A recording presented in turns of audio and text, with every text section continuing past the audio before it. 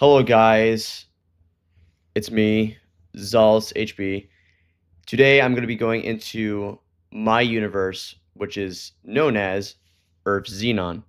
This is probably going to be a multiple part series, which I don't know how long I plan on making it. Maybe around 5 episodes, but just do stay tuned because this is actually going to get very, very good. If you guys haven't already, please subscribe to the channel as I'm going to be uploading probably, well, I don't really have a set schedule, but all I'm going to say is that this is the home to Earth Xenon. Now, just a side note, I have 2 PowerPoints. One is the HP archived, which if you guys haven't realized, I did upload a couple of videos of the HP PowerPoints when we had the Rebirth channel, the Rebirth Nation channel, but I had to change the name because most of the videos that were on that channel weren't even mine. So just to keep that in mind. But you know what? That's okay because those videos that I made that you guys saw, the HP PowerPoint videos, weren't really good in my opinion anyway, and plus the mic quality kind of sucked. So I'm actually going to be doing it a little bit differently in a PowerPoint format because I feel like that's easier. Also, I got a new mic, so this is going to be way better just from the last part you guys saw me watching. Instead of me having to make multiple episodes, I'm gonna see if I can try to cover as much as possible in one video. So the most I'm probably gonna get out of this video is probably like maybe an hour or two. Who knows? Maybe to the point where I get parched just from talking a lot. So without further ado, enough me rambling, and let's just get into it. So over here we have the table of contents. We have chapter 1, which is Earth Xenon, the introduction, which is slides 3 to 8. Then we have chapter 2, which is Xalus is Born, Origins, Backstory. Now I did cover this before, but then again, I didn't like how I had the video set up, and I'm going to try to do this way better. So not Earth Xilius, but Earth Xenon covers more than just the HB. It just covers everything that I create within my universe within a given time period that happens within the HB, such as characters and other characters that are not related to the HB coming towards Enigma Worlds Collide. That's basically it. Then we have Chapter 3, Enigma Worlds Collide, EWC, which is slides 19 to 42. I did update the first half of the beginning of the HB archived. I had to make some changes here and there because a lot of it was very sloppy. Also, throughout this PowerPoint, you might see a lot of typos. That's only because most of my friends that were helping me work on this PowerPoint were talking really fast, and I tried to get the ideas out very, very quickly. So that's the reason why there's typos. I'm probably going to be editing this PowerPoint at some point, maybe next week. I'm not too sure. But yes, if you do encounter some typos, I'm going to do my best to correct what I meant or what I said. Then we have chapter 4, Indivisible Rim, which again I did cover, but I'm going to do it again. Slides 43 to 121. Then we have chapter 5, Xalus, what is the code name, or what is this code name? And then we got chapter 6, Bubbleman Movies Explained. Also, I had to correct myself.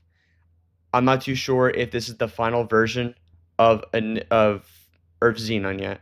And just a disclaimer, if there are more chapters added to this PowerPoint, I'm going to make another video explaining the rest of the half of Earth Xenon. So this is pretty much a pilot, if I had to guess. I think I've pretty much explained chapter 6 already, but anyway, here we go into the next slide. And here we have chapter 1, Earth Xenon Introduction. Welcome to Earth Xenon, the universe of Xalus, which explains everything about the universe that exists within him. Throughout this novel, you will encounter vast information that encompasses 2 realms within one indivisible rim and EWC. Both of these universes are extremely important, while one is the introduction to Xalus' character arc and backstory, while the other explores the personality of the Monitor, aka Indivisibilis, Gino, the creator of Indivisible Rim.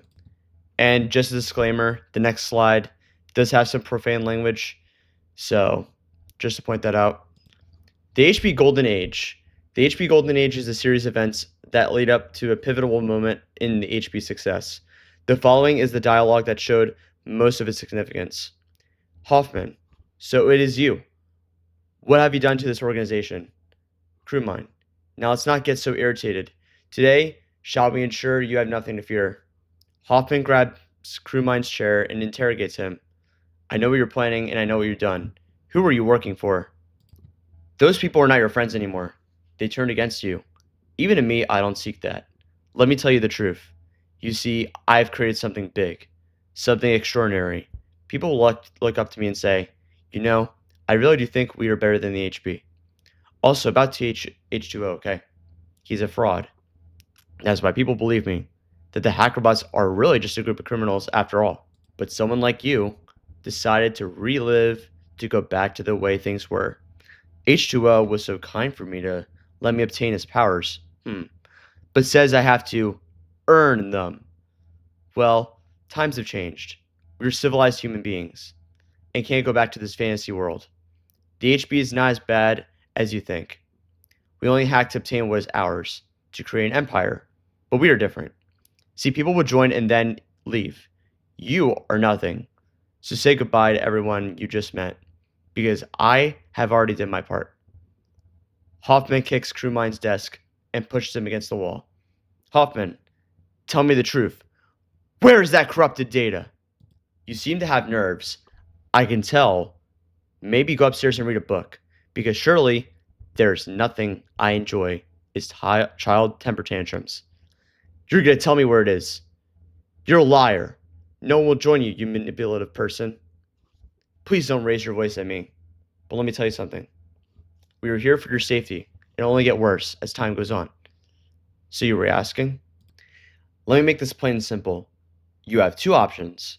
A, admit that you are worthless and have no right of invading our organization. Or B, face the consequences of what I'm about to do next. So what's it going to be, Hotshot? One or the other. You choose. We spent years keeping our organization alive, keeping the HB alive. You will not set foot in our premises or near us again. General scatter across from each other. Well, if you insist, I have created everything. And guess what? I am no longer a diamond. No, my human form has just begun. Moments later, your wife, kids, spouse, or granddaughter will be gone. You have 10 minutes. I'm going to make a little suggestion. You terminate the HB or say goodbye to all your friends' hard work and dedication. Because you are nothing, Hoffman. You have nothing to threaten me with but yourself. I'm a man of my word, because I love watching the hackerbots suffer. Hoffman punches and hits Crewmine repeatedly with Selvadon staff in a panic. You will not mess with any terminal or direct conflict. I will never join you. Come on, go on. Get angry, because I love to see the fury in you. You have already lost. We now get on to Crewmine's origins. Crewmine is a geometric figure who was inspired by Megavitz, who is the predecessor of the HB. Crewmine created a group that brought shock value to everyone called Hell's Bounty. Quote unquote, that is wrong. Crewmine was always creative. His origins take place in Memphis, Tennessee, where he was born and raised. Alternate versions of his story are accessible on the black market, but his story remains restricted to the HB members because of its graphical coherence. Side note, Crewmine didn't create Hell's Bounty. It was actually Pet Perso that created the organization. So I apologize. I have to correct that information. So yeah, I know it's very misleading. Just forget's even in there. Crewmine was born in Detroit, Michigan, but it is better to stick with his actual homeland known as Oregon. Crewmine was a criminal mastermind who always had a bigger imagination, from which, in Oregon, he was the head captain of the geometric universe. Oregon, was mainly his inspiration. He shaped, therefore his evolution changed over time. In 552 BC, he was 1 year old and barely knew communication skills. Seeing as time went on in Crewmine's life, he developed many struggles in his lifetime. He also had major difficulty understanding his true reality and his world around him. That changes his perceptions of life. His reality and complete understanding of his universe continues. His origin, sooner or later, he begins to talk. Around this time, he was powerfully influenced by his own image. HB mercenaries were confided with this ideal since Crewmine was a lone wolf, as he was shed upon light skin to the overarchy. One of the mercenaries gained his grip on Freehold as Cyberzens made an attempt to freeze his soul accidentally. Crewmine also was heavily influenced by Benito Mussolini as he went on a rampage to become a psychopath. Adolf Hitler around this time gave his Nazis 200 doses of cracked cocaine as they were motivated to kill the Jews. An establishment known as 06 because Crewmine's settlement in the HB language, Sarah, This is because it reveals a lot of backlash of disputing his religion and any coherence with world orders. In fact, he learned to speak Danish so he can understand the Danish language. He attempted many trade schools throughout his life but received poor grades and was punished by his master class. Instead of his education, he focused on expanding his settlement, which was then known as 0HB. This version does not reveal the name of the two letters abbreviated. Since Crewmine wasn't always perfect, but had opportunities to continue moving forward. This is only the prologue to the story, as his life story goes extremely in depth. This is only the beginning of his life, as the story is a deeper rabbit hole to become involved in. In 1060 BC, Crewmine finally understood his world around him and what goes on in his day-to-day lifestyle as captain. Now, I will say, if YouTube doesn't demonetize me, I will say this from here on out, explicit wording. Rumors have made it he was secretly a gangster and a rapist, which has led individuals in the hackerbot community to get confused. The fundamental truths of Crewmine will leave you frightened out of their wits, so be prepared because there are a plethora of events that describe his story. H2O arrived on planet ZENON while discovering Xalus' world meaning. Xalus was discovered by H2O when he first arrived on planet ZENON.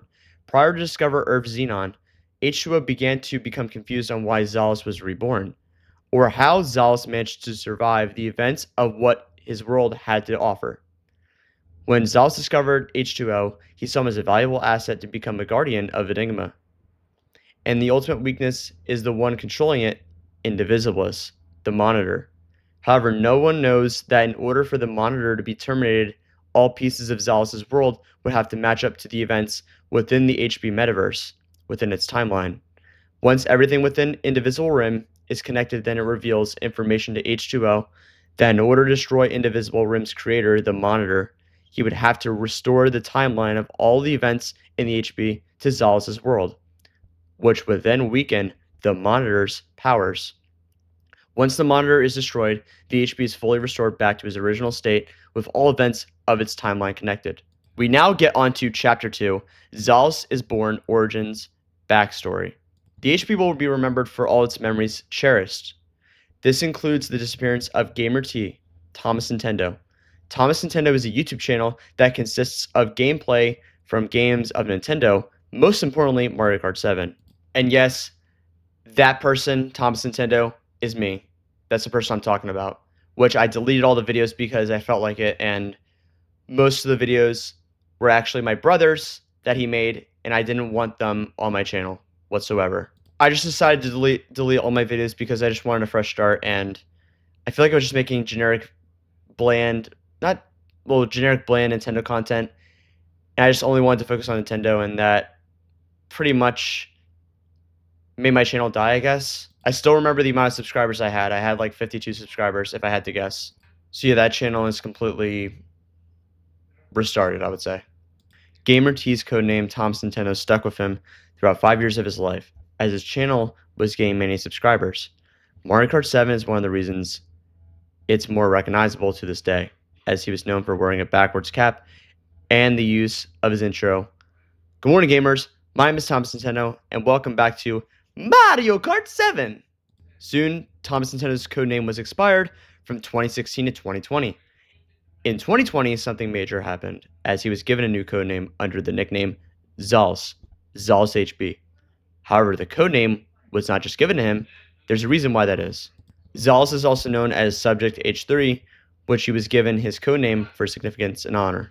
This happened when the HB supervisors and agents kept Gamer T's grip on Freehold until recently an explosion happened. Long ago, two shadows have erupted by the scenic gods, for which they were unknown to witness the holy deaths and testimonies by what is said to be created of mankind by our secret future. There was a boy who barely and hardly knew his identity. He wondered why everyone around in his vicinity barely understood his true meanings of reality. A prime suspect who hasn't yet been revealed, but it was urgent that the boy should keep this appellative secret encrypted, dividing a faithful righteousness, and whoever shall remain of realms of disparity combined to his identification exposed him in either darkness or light, whatever the case may be. He has an oath and must embrace it. Again, I need to fix my grammar.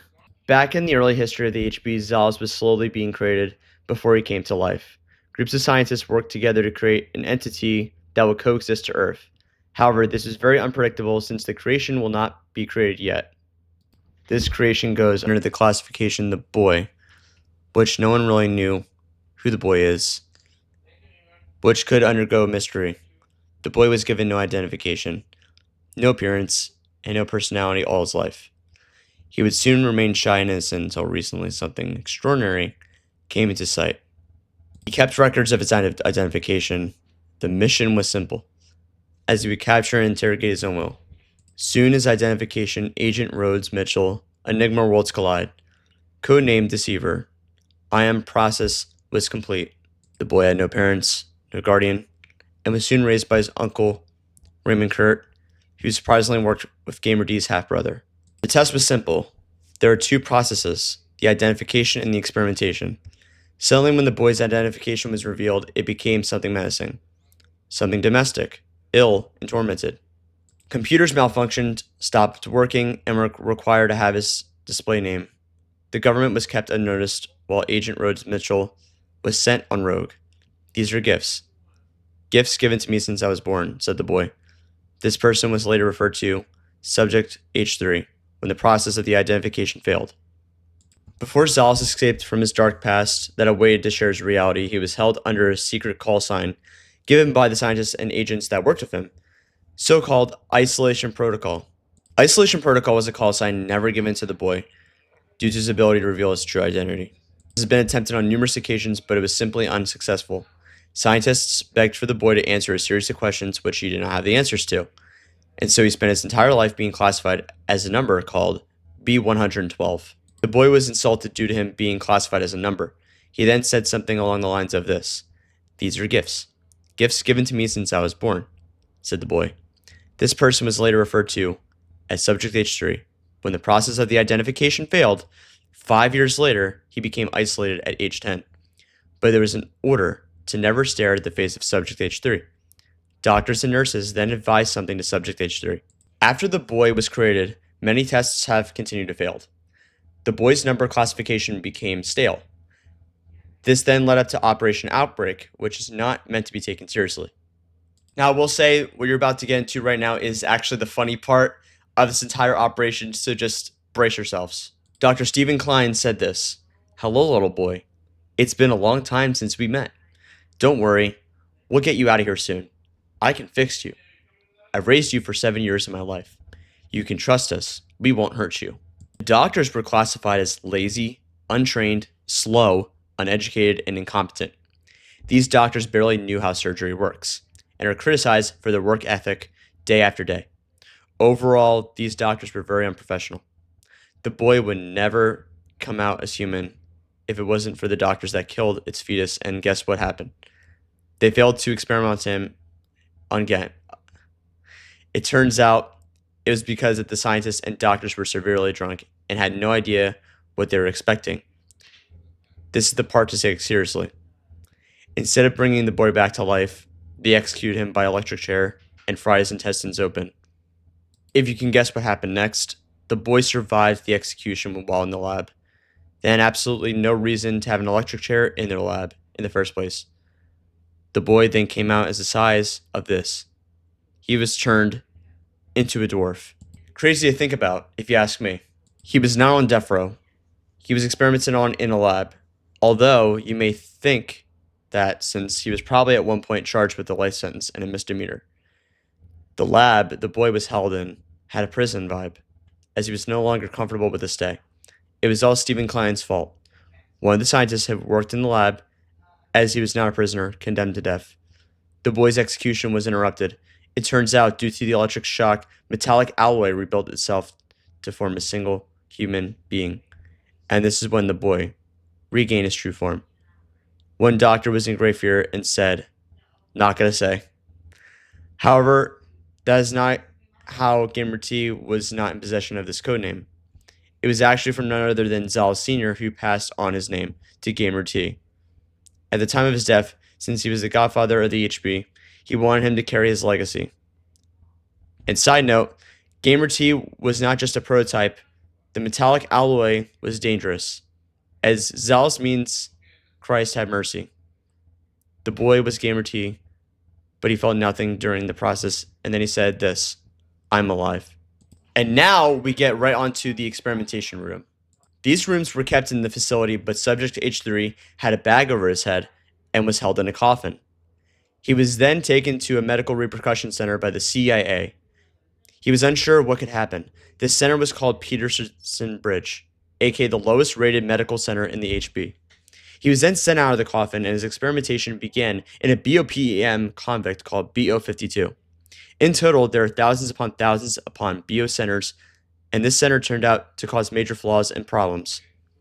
There were two vessels with an element known as quantum, which is the minimum amount of any physical entity. Furthermore, quantum type 2 was injected into Subject H3, which the doctors thought would give him an unknown power. The doctors were wrong, and instead of giving him his power, it created an entity that was made indestructible. Xalus said these words, "My body, oh, it feels incredible. I feel alive. I can feel greatness. I can fly. I can save myself from danger that comes and stands in my way." Everyone thought this experimentation would become successful, but it wasn't. It created something evil. Soon, Subject H3 was unaware of the effects, but he had become obsessed with this element, which made him destructive. Subject H3 was on a rampage and caused chaos in Peterson Bridge, but the hassle of controlling his ability was wasteful. Something unexpected happened when Subject H3 founded an organization called the Hackerbots, and he finally gained significance. His significance led up to a turning point as he was given a codename which will forever become a part of his future.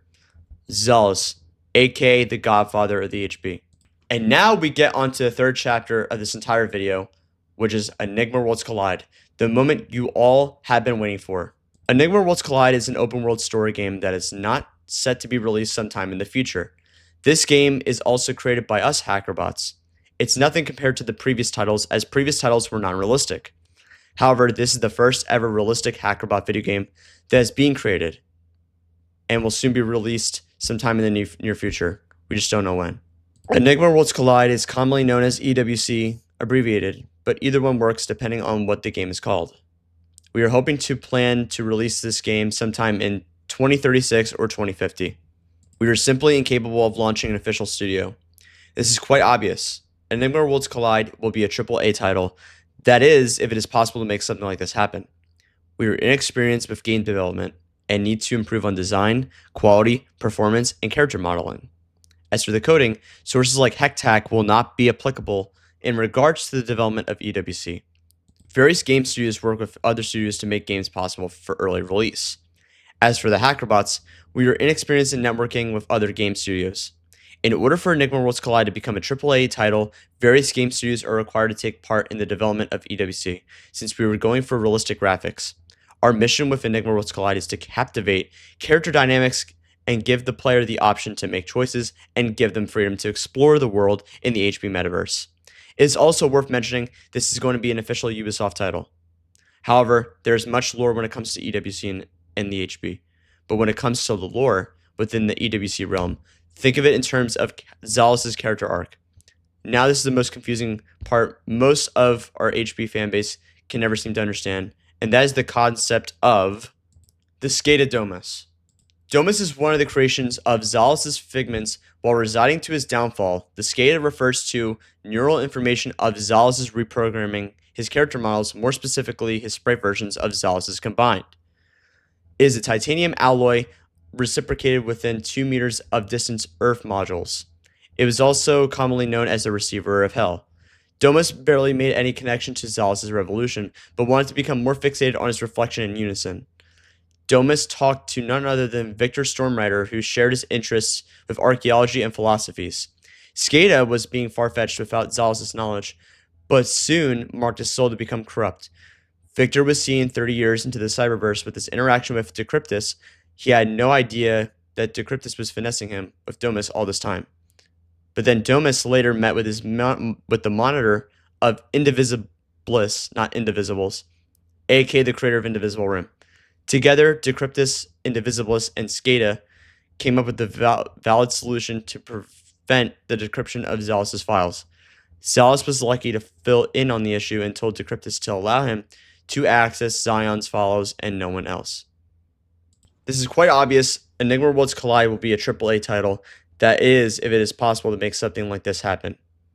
We are inexperienced with game development and need to improve on design, quality, and performance, and character modeling.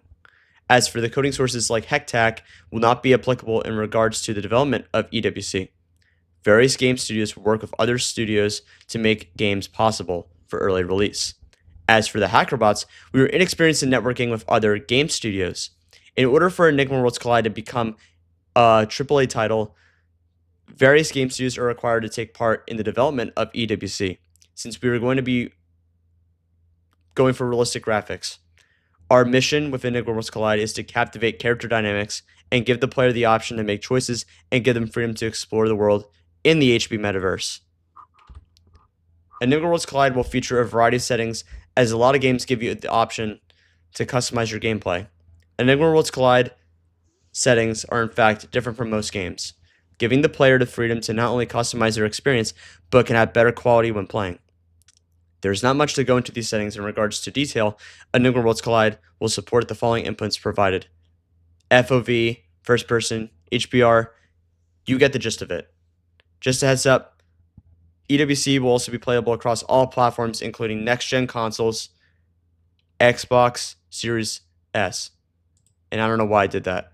As of right now, there are 6 main characters in which we call subjects. We will hopefully continue to add more characters in the future. There are 6 main characters that are free to play with. However, certain characters you'll need to unlock just by playing. And then we have the list of the subjects. These characters are playable and require no additional cost to play them. We will also have character expansion packs and lore expansion packs, giving the player more variety and depth. The character expansions will cost in real life money, not in-game currency. Although, these expansion packs aren't required to progress throughout the campaign. They're fairly optional. Lore expansion packs give the player access to extra activities to participate in. Also not required, only if people want to know more history about Enigma. Enigma Worlds Collide will also have its own in-game currency the player can use to buy items, cosmetics, and authentic outfits. In order for the player to purchase items, there is the Dojo Savings Bank the player can locate in the hub section to access the marketplace. The max money is around 900 billion, as there is a max money cap in the game. We will also ban people if they abuse money glitches by surpassing the 900 billion money limit, as it's simply impossible. To have access to everything, the player will need to have a stable internet connection. Enigma Worlds Collide will also come with an official offline mode.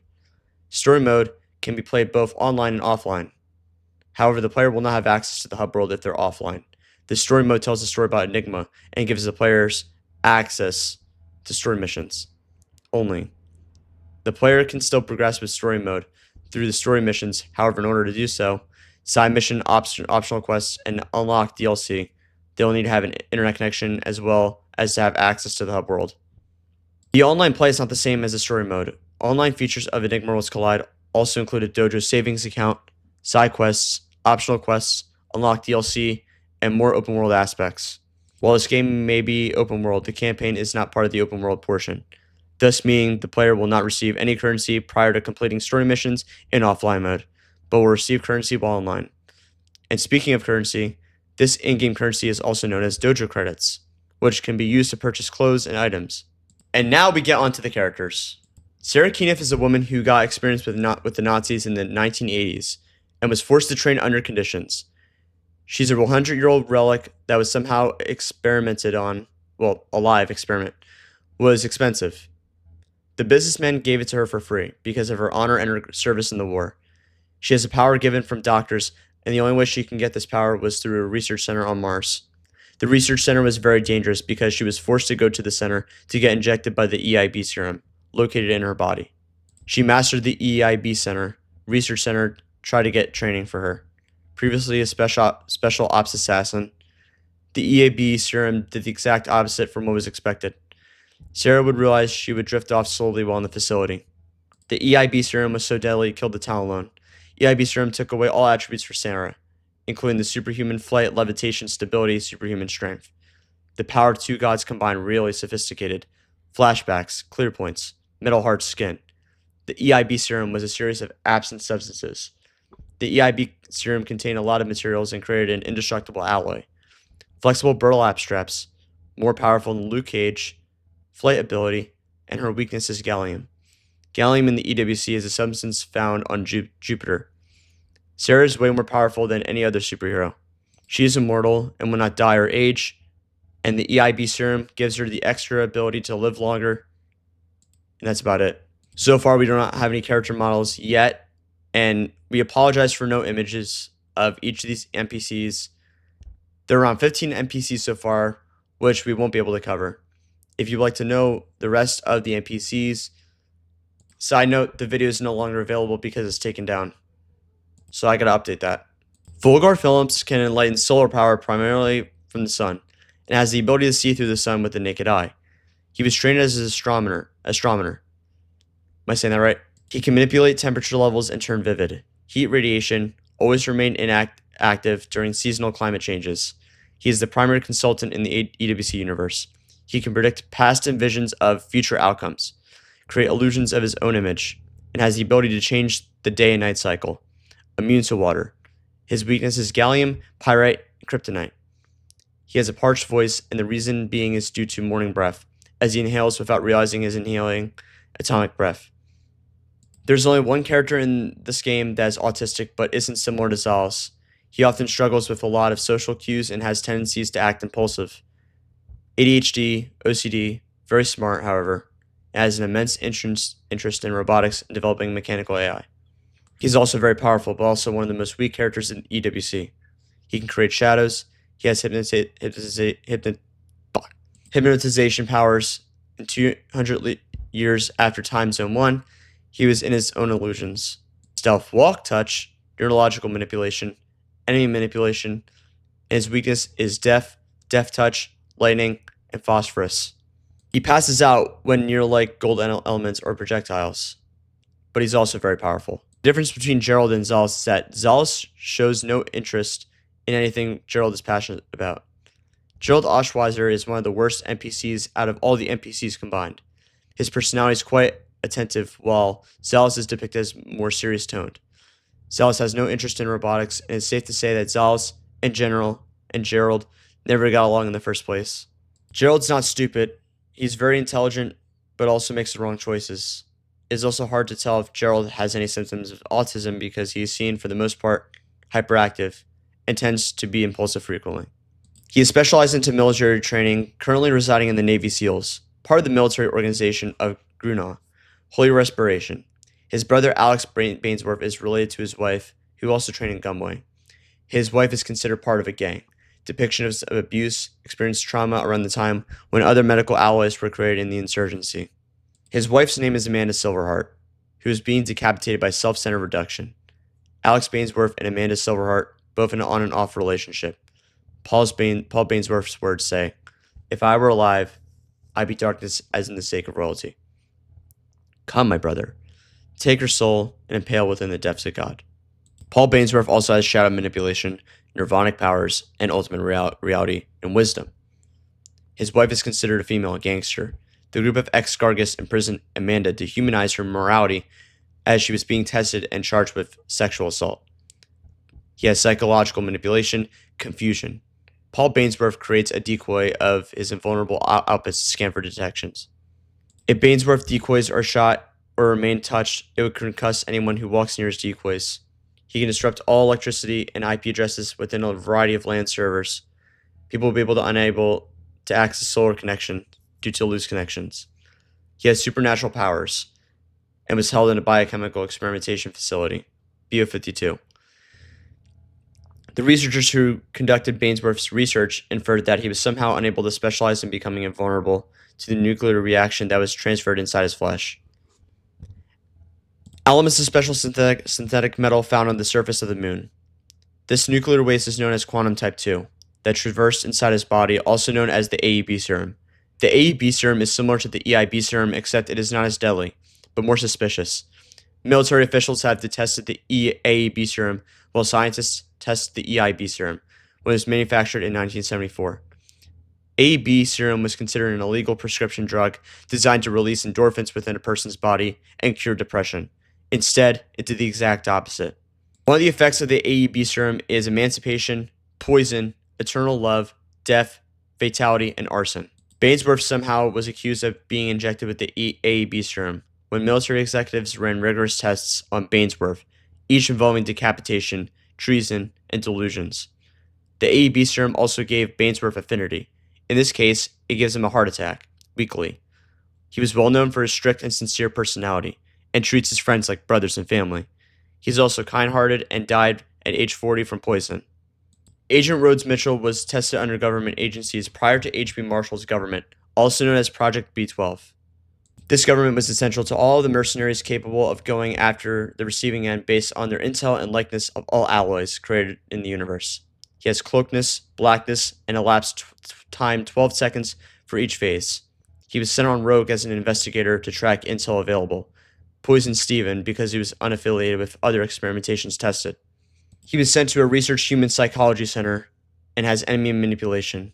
If someone was in close proximity of his field of view, he could reverse the motion of someone in a nanosecond. He can force any body part limb out of someone's body. He's immune to any explosives, C4s, TNT, etc. He also has time travel and can control ultimate realities that he can only see. He has noise suppression and can prevent anyone from having access to information that is level 15 clearance approved files.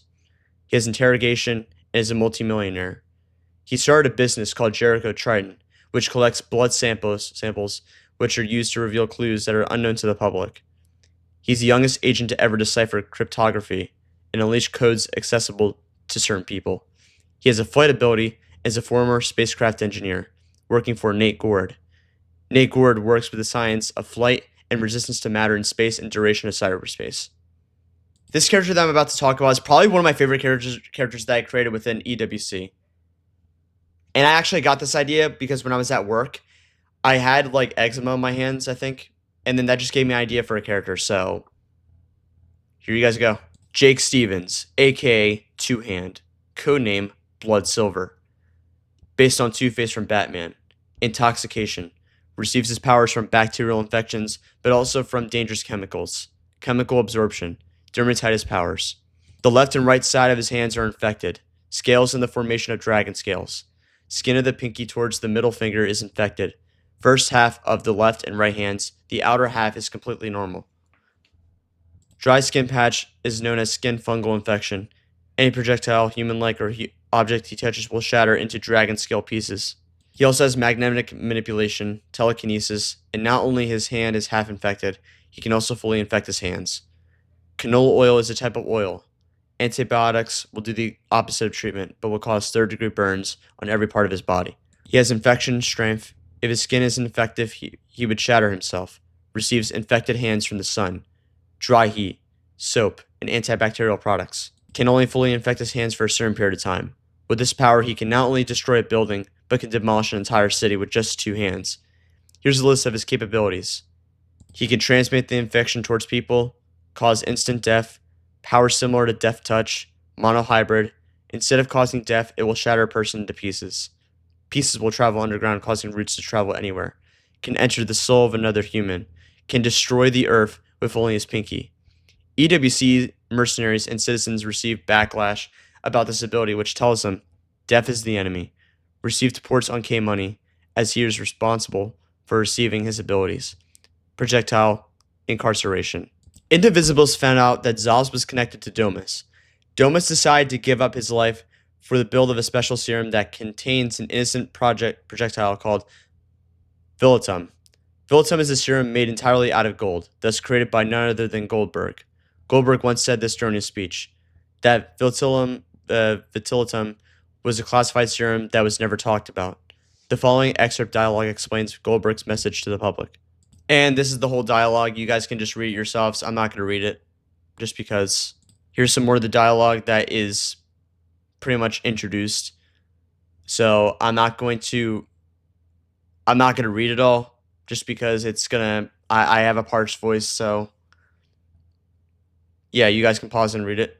EWC is completely different apart from Indivisible Rim. In order to completely understand the Enigma verse, the lore within this universe makes it humanly possible to understand.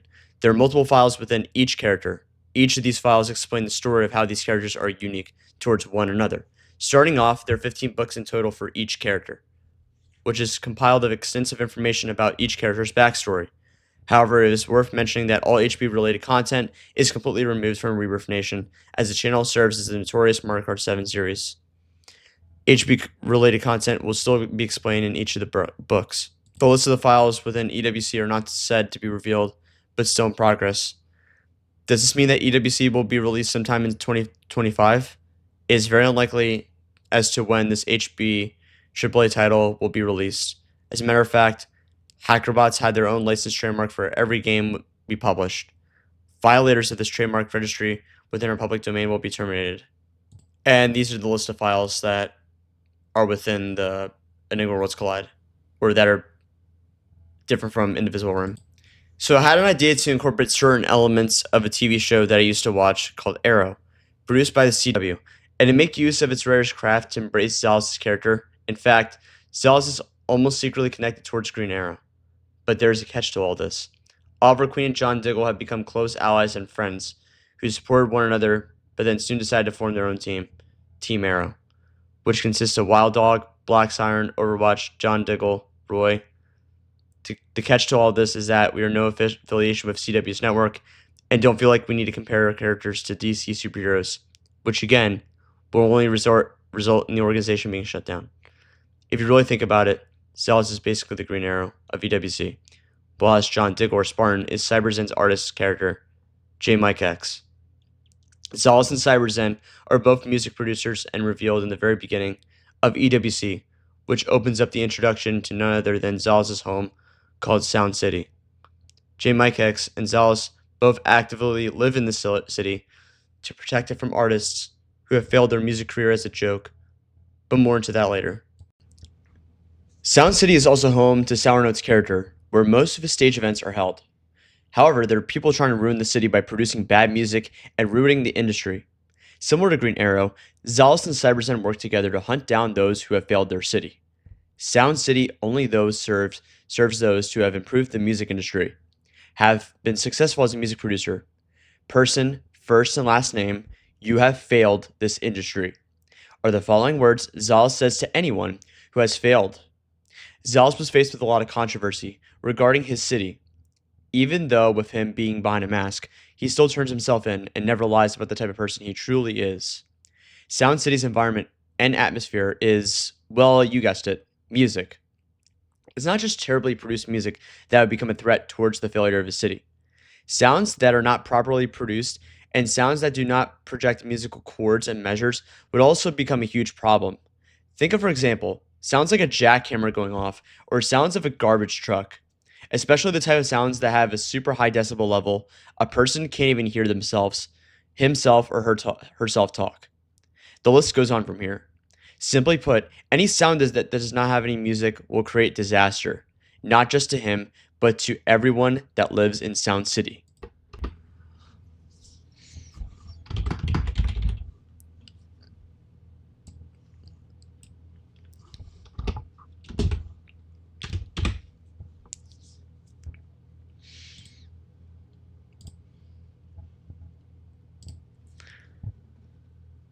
Also, might I add, I do want to point something out, just to clarify. ZENON is only going to be talking about the characters that are only within Xalus' universe within EWC and Indivisible Rim. I have not yet updated the Hackerbot Archive PowerPoint as of right now, but I will say that there is going to be a new slide added, which is going to be talking about the HB timeline. Basically, all you need to know is that Earth ZENON has to do with Indivisible Rim and EWC, Xalus' universe, and the characters within it. There's a list of many bad producers, crooks, and rip-off artists that's hard to even name them all. Sound City has no barriers, no force fields, or anything that is in the vicinity of its protection.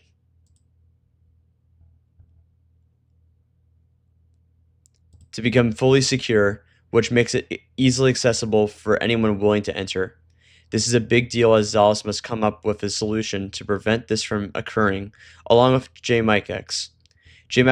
Mike X gave Xalus a suggestion and feedback saying this: Start setting up barriers and force fields since your city is unprotected and how you refuse to allow protection. I will have no choice but to run it myself and have you terminated at will. Xalus disagreed with this idea, but he did not like Cyberzens' idea of allowing full protection of the city. He also told him it should only be visible to those of music talent and music blood, and hidden from anyone who does not exhibit these requirements. More importantly, he did not want to be terminated as he and Cyberzen were both even. Soon, we later find out whether or not Xalus is considered a superhero or not. Introducing Xalus' Siphon 2000. The Siphon 2000 is an exosuit coded only to Xalus, which provides an automated voice comm system. He can also regenerate the suit, but can only do it through its own charging station. Sadly, Xalus only has one primary weapon called the sound bow. The sound bow works exactly the same functions as a normal bow, except with music notes at the tip. These arrows are completely harmless, but work as teleportation arrows by teleporting suspects out of Sound City and trapped in an invisible cell block. The cell block is almost impossible to escape from, but keeps anyone there permanently for a certain amount of time. This was one of the reasons Xalus received a lot of controversy regarding his sound bow, and its ability simply because everyone looked at him as a masked vigilante. Truth be told, he doesn't wear a mask, which reveals a lot of speculation in the eyes of the SCPD, Sound City Police Department. Xalus and the police did not get on good terms. Cyberzen or J. Mike X also did not get on good terms with the SCPD because of the way they were both perceived. Xalus goes on to explain as to why he is not a vigilante, because vigilantes only act to kill instead of bringing those to justice. He simply does what is right in his heart. Cyberzen does not carry around a bow or an arrow, but does share Xalus' suit from time to time. Cyberzen's abilities are far more different than Xalus, as both share telekinetic powers. Now you may ask, if sound that does not project music, what happens if there's trash on the road? Simply put, there are laws and regulation regarding what's allowed and what is not allowed. Cyberzen took the responsibility of enforcing rules and laws within the city, as he eventually worked with SCPD. SCPD forces are somewhat heroes, but not all of them do their job correctly. Xalus was caught by the police on numerous occasions and seen as if he caused a bad reputation for everyone. Xalus becomes angry when Cyberzen terminates him for good and does what he's planning to do. People felt as if Sound City is in danger, with Cyberzen in charge, as setting up force fields and barriers was unnecessary. More importantly, he makes unnecessary changes that no one asked for. The biggest thing that impacted a lot of people in Sound City was when he destroyed Sour Notes Stadium and replaced it with his own statue, which a lot of people hated him for. He wanted to turn the city into his own world with jewelry, fancy cars, Rolexes, and his music. Xalus eventually gets over it and tells him that Sound City is for everyone, and not just him. Zeno meets Victor Stormrider one morning to discuss complications with HB Law. Victory had no clue or any knowledge or HB Law, and what it is supposed to entail. As we know, Zeno is practically immortal, except in EWC there's an Easter egg where you can unlock Zeno's corrupted files within the game. This Easter egg is known as Iactus, meaning whoever is written, I'm contained within.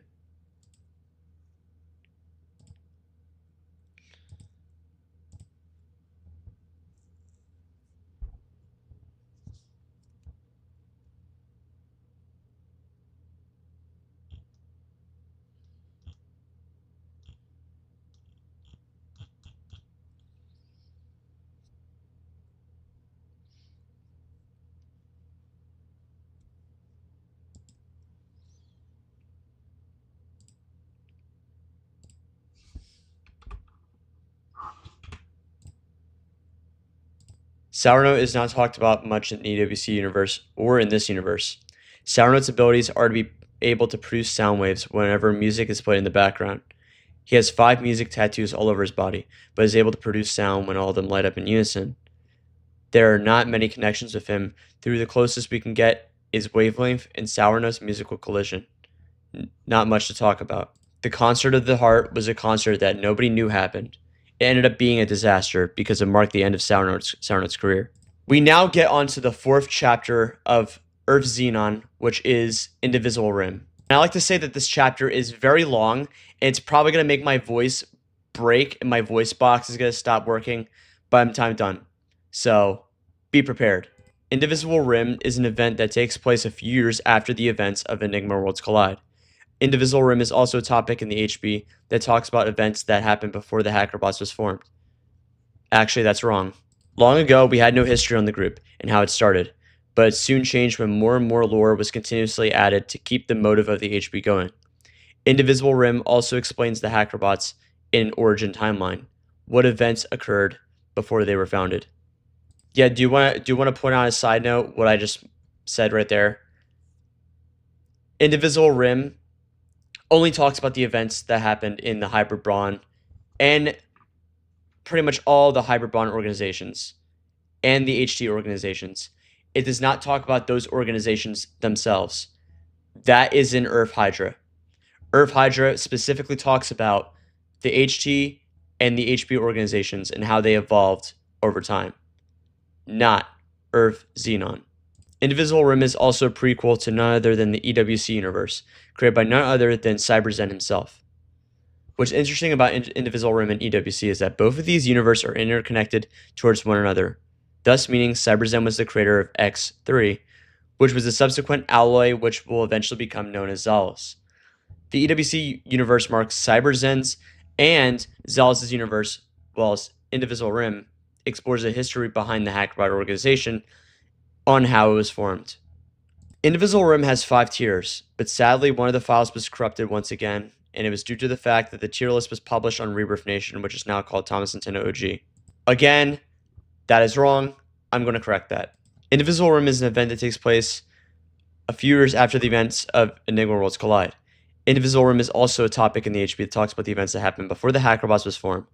Long ago, we had a history on how the group and how it started, but it was soon changed. But when more and more lore was continuously added to keep the motive of the HB going, Indivisible Rim also explains the Hackerbots in origin timeline, what events occurred before they were founded. Here we have a rundown of the prologue that I'm not going to read all of it. You guys can just read it all yourselves. Feel free to pause the video of me. Well, just feel free to pause the video and just read all of these. And I will say I don't talk about the organizations in this at all whatsoever. I don't. The only things that are talked about within this are the glitch text, Braille, Morse code, pretty much, I would say, everything in here. I don't necessarily talk about any of the characters that are the people involved. It's just the people that I talk about that are involved in it, not their overall backstory.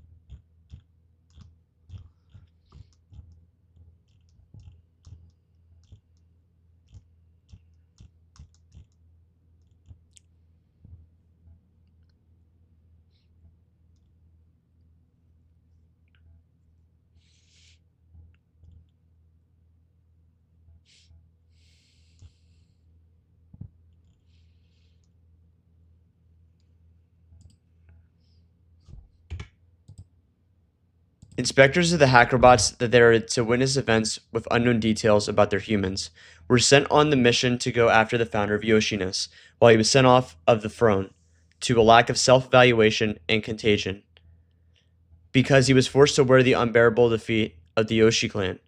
Members suffered these fates of the Breaking Dawn.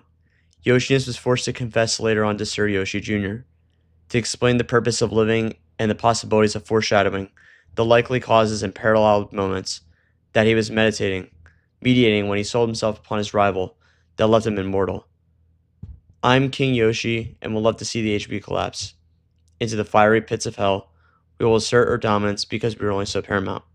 An excerpt from this episode includes a following dialogue between Zemblema Vanko and Max, from which we were in close ties in relating to HB Protocol, which the episode clearly describes Cyberzen's dream of having the relationship and forming a bond with Xeno, and learns about his past, about the truth instead of assumptions brought about those that are not true. Richard swore Zeblem a promise that he will never let anything happen to him or his army, even when it means a fight. Ian spoke to Richard and told him advice about his future and how he was not to make promises that are not guaranteed, to be kept or unforgettable, and to never allow trust between Yoshiness and his manipulative actions. Zebulon was unsure on this promise, that Richard was advising him, but this leads into the excerpt which backs up the evidence. The excerpt is pretty hard to read, if I had to guess. While this text is obviously difficult to decipher, and anticipate a true hackerbot can solve, decode, and encrypt the cipher, and understand its logical meaning behind it in the rim, includes many of these transcripted lines of code that are vital to solve in order to find out the true meaning of the HB. The HB meaning is not exactly what you think. Its meaning is so deep that it can only go along beyond its lore, beyond its secrets. No one can ever figure out the true meaning of this organization. It is possible, but has no attentiveness. The HB has been crowned jewels, rich fame, and fortune, a high-ranking business organization, in attempts to doing the deeds of good and preventing a conflict and rebellion to take away its primary position. Richard is an attorney of the HB's proclamation as he studied law, regulations, and decisions in motif. The attorneys were called into the rim to report this as unreceived evidence, even when the excerpts revealed the truth. But to proclamation, it was restricted and clearance 50 file restricted. More info on Indivisible Rim factions and associations called upon trial evidence that were held at sundown through the course of 10 weeks.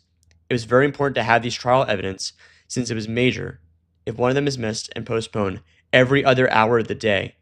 In case anyone is unsure, the main groups and organizations involved in this project including the following: the Hackerbots, the Yoshi Clan, and Foradora, and the Carefree Vision Dynamics Organization, or CIVDO in acronym. Furthermore, the Hackerbots were focused on their fame, image, and notoriety as this led to major conflicts and power struggles when these organizations became more popular and made sure to defend their titles as representatives. Episode 2 refers and describes Zion's prologue of events that happened when he was in the war. In this excerpt, we are looking at the flash-headed documents that were describing Zion's attacks and meditation with General Vulcan. If you could translate this code, you will see exactly on what Zion is referring to. As for the placebo effect, it wasn't relevant for occurrences that have happened during Cyberzens autopsy or Trivial Pursuit. That was in conjunction vice versa. CIVDO was heartfelt of the temptations that were held above them in order to commit to doing something that they were in no line of choosing the deed that will be held accountable. Something else happened as well on the white walls of Indivisible Rim, which left marks and traces which could have been another Voyant that was not mentioned previously amongst the previous organizations. If it was possible, the traces left on the rim could be translated, but it was hardly noticed by anyone who came across them. The transcript describes Zion's opportunity to figure out the truth about Ian's covenant and how he was afraid to stick up to himself during the time of his departure of the king that was tempting him to join the Yoshi clan and rule the emperor. Oh man, we're going to be here all day, are we? This entire thing, I'm telling you guys, I'm putting this in one video, so please bear with me. It's going to be a long one. I know for a fact it's going to be a long one. And yeah, just a quick sign out, I want to let you guys know, I am in no way dishaming any of these groups, but I'm telling you the full story with context applied. We are not done yet, and I have a feeling that this will take me forever just to complete the lore, since it's extremely confusing. And the marks, well, I don't know what else to say, just to put it simply. The marks were casting overshadows in the horizons, and carefully observed. Here we have another excerpt from Zion describing his psychology and his mental understanding and his reaction to the unfair deeds imposed upon King Yoshi. This excerpt clearly describes Zion's relationship with the Covenant, but was far more equitable until he was not careless of achieving his own known. However, this code is near impossible to decipher. It is also mentioned that Zion had some conflicts with the leader of the Yoshi clan and with the diplomat of the HB, since it was unfair that the leader should be disbanded from the group immediately after he was departed from this group in return. Still, Zion had a choice on how he wanted to live his life, but will still own respect to them. Even though Vulcan never took the time to fully understand the nature of the HB organization, he still was a normal person who made a lot of sacrifices on the HB's behalf. Despite him being selfish, to come to terms alongside CIVDO, Vulcan in the beginning, he's described as petty, manipulative, and selfish. His personality changes episodically. Took some time to offer to support to Xalus. Vulcan said this: Zion, please listen to me. It is not your fault. Your anger will only deteriorate itself the more you allow it, the impulse to take control over you. I understand that your favors are not as helpful as most people think, but you've done enough to prove yourself worthy on the HB's behalf. Your task, Zion, is simple. I would encourage you to let go of the tension of the clan and focus on the strengths and opportunities that await you. The HB is now in your hands, and this is your time. Vulcan is saying this not just to Zion, but to GamerD as well. That is not worth competing against the Yoshi's affiliation, but Zion still does not understand the story behind the clan. But all he knew about it was that it was a clan of evil and temptation to control individuals to have negative thoughts of the HB by shaming them and backstabbing their system. What was not their main motive, no one else, including the HB, would not understand. Before we get begin the story of Paul, it is important to keep in mind that the Hackerbots have different years predated towards certain events in time, meaning that the year 2015 or 2016 does not exist. Instead, the years are classified as A years and AT years to avoid any sort of confusion, because certain events taking place not only happened previously, but for other events, and the reason is because the field requires years of study. In year A, 7090, Paul Bainsworth was going to propose his true love, except he did not realize that he was straight, instead of being gay. Paul Bainsworth tends to have a loyal, nurtured, and complex personality, which leads to confusion. Those who want to have deeper connections with him, with his life, his past, and his experiences, that helped him shape himself into the person he would eventually become. Paul's dream was to join the military. However, he was not old enough to be recruited and had to wait until he was 17 to enlist. His great-grandfather fought in the army, but wanted to retire since he was only in it for so long, and not only that, he suffered from PTSD because he was forced to watch his friends die and end up receiving the dog tags left for him. He said that he regrets joining the military, and when he returned home, he was not inclined to talk about his experience and needed to stay alone for a couple of weeks. Bainsworth was around 6 years old when this happened, and as he got older, he joined the military and ended up being a Navy SEAL. The training became intensive, but he wasn't ready to quit. He hoped for the better to learn from his grandfather's experience, but changed his mind when he realized that joining the military was the worst decision he ever made. There were a few things that he learned from this experience. He became more disciplined, civil, and fierce. Paul only had one brother named Alex, which he did not serve in the military. And that part is wrong. He was the head of the military organization of Gumway. And just a side note, this takes place a few years after EWC. But something interesting happens when he made a compromise of Alex saying these words: I think we would be great working together to achieve our dreams. So I have to ask you, would you work with me to train athletically and mentally? Alex takes the time to think about what's being said from Paul. And then he says this: I am being hired to work alongside the domain of Saul, aka Sacred Airborne Workforce. They need someone who has what it takes, and I figured you can join with me. So what do you say? After a few weeks have passed, Paul Bainsworth has a subconscious moment where he is unsure on whether or not to accept this offer, but then decides that it is less stressful than he thought it would be. When Paul would join this workforce, he met someone that looked attractive and she was in style. It was a female. Here's the following dialogue that describes this interaction. I can't stop looking at her. You're smiling. I can tell you have a crush on her. What? When did I say that I'm too nervous to talk to her? What? You're just going to stand there and not say anything? She's so pretty. I don't know what to do, brother. Go ask her out. This is the only episode where we do not see these encrypted codes. And there's a reason why. Because the interaction that is happening is readable. Paul walks up to the female, but suddenly gets knocked out, and he swears under his breath, but manages to develop the confidence to talk. The female shows little interest, but Paul wasn't giving up, and talks to her. He says this: Hey, I've seen your combat. I noticed you were working with one of the members. Are you from Saul by any chance? She doesn't reply at first because she is too focused on practicing to train in a gang, and not drawing attention to him, as if he did not exist in her presence. She says, I will have to kill you to tell you. It's classified information. No one want to figure out this protocol. I don't waste my time talking to delinquents like you. She walks away, but then introduces herself. Oh, and by the way, it's Amanda. Amanda Silverheart. Yeah, and just to let you guys know, I'm going to be skipping some parts of this because the rest is filler, and it's basically the interaction and the conflicts happening within Paul Bainsworth. In the year AT 5000, Paul and developed trust in each other. He no longer thinks of her as a deadly assassin, but he asks the same question to her the first they meet. Are you from Saul by any chance? Amanda says to him, remember what I told you the first day we met? Paul said that he forgot when he said this and doesn't remember saying it. Amanda grabs Paul by the chest, throws him on the ground, about to kill him, but doesn't. Paul, don't kill me. I will work with you, I promise. I won't tell anyone you are part of this gang. Amanda decides to release him eventually.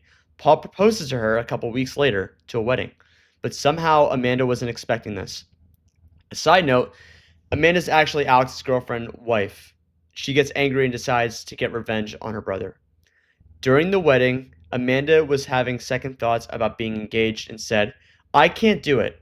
They'll kill me if they find out I'm in a relationship with you. This part is actually hilarious, and here's why. The man says, you may kiss the bride. Paul, instead of kissing her on the lips, he kisses her on the forehead. Everyone else storms out of the building. Amanda ends up giving Paul a good slap in the face. Alex catches Paul red-handed, and then you guessed it, a fight breaks out. In order to explain the Order of Indivisible Rim, you must first understand Xalus' origin story, which is explained in the next page. And by the way, no, that's wrong. It's not explained on the next page. I have to correct that again. First and foremost, Indivisible Rim is an event that takes place a few years after the events of Enigma Worlds Collide. Indivisible Rim is also a topic in the HB that talks about events that happened long before the Hackerbots was formed.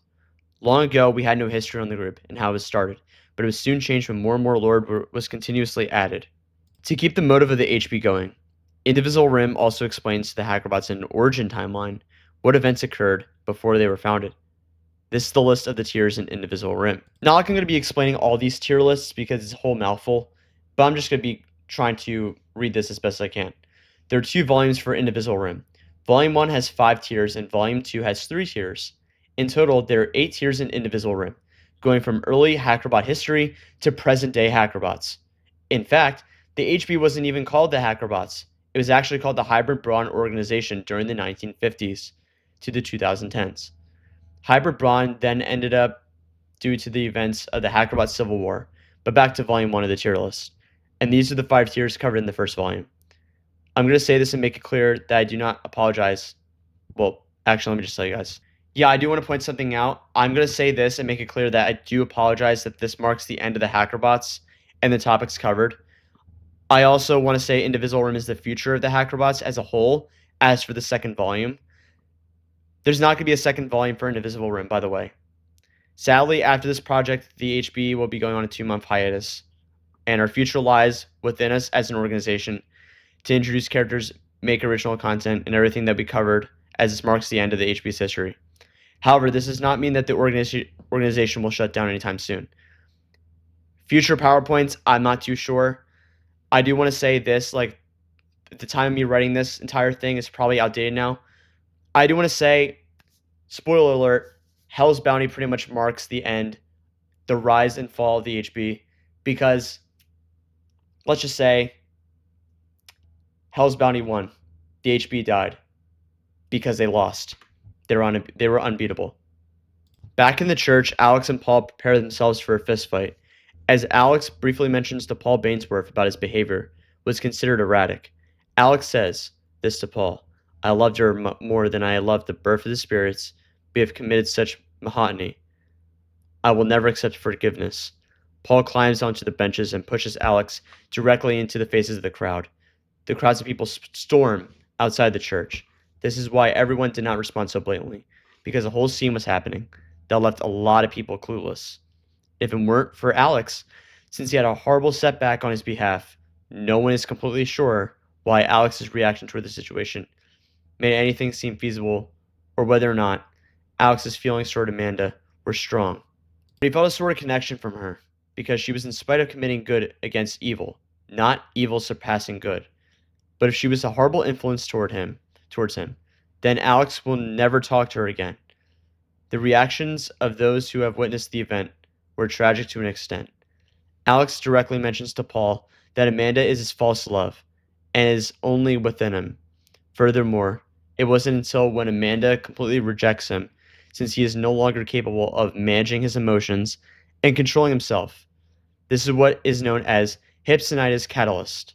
A man cannot control himself as he is possessed by someone or something of someone that is taken from the form of his or her existence. There claims to be.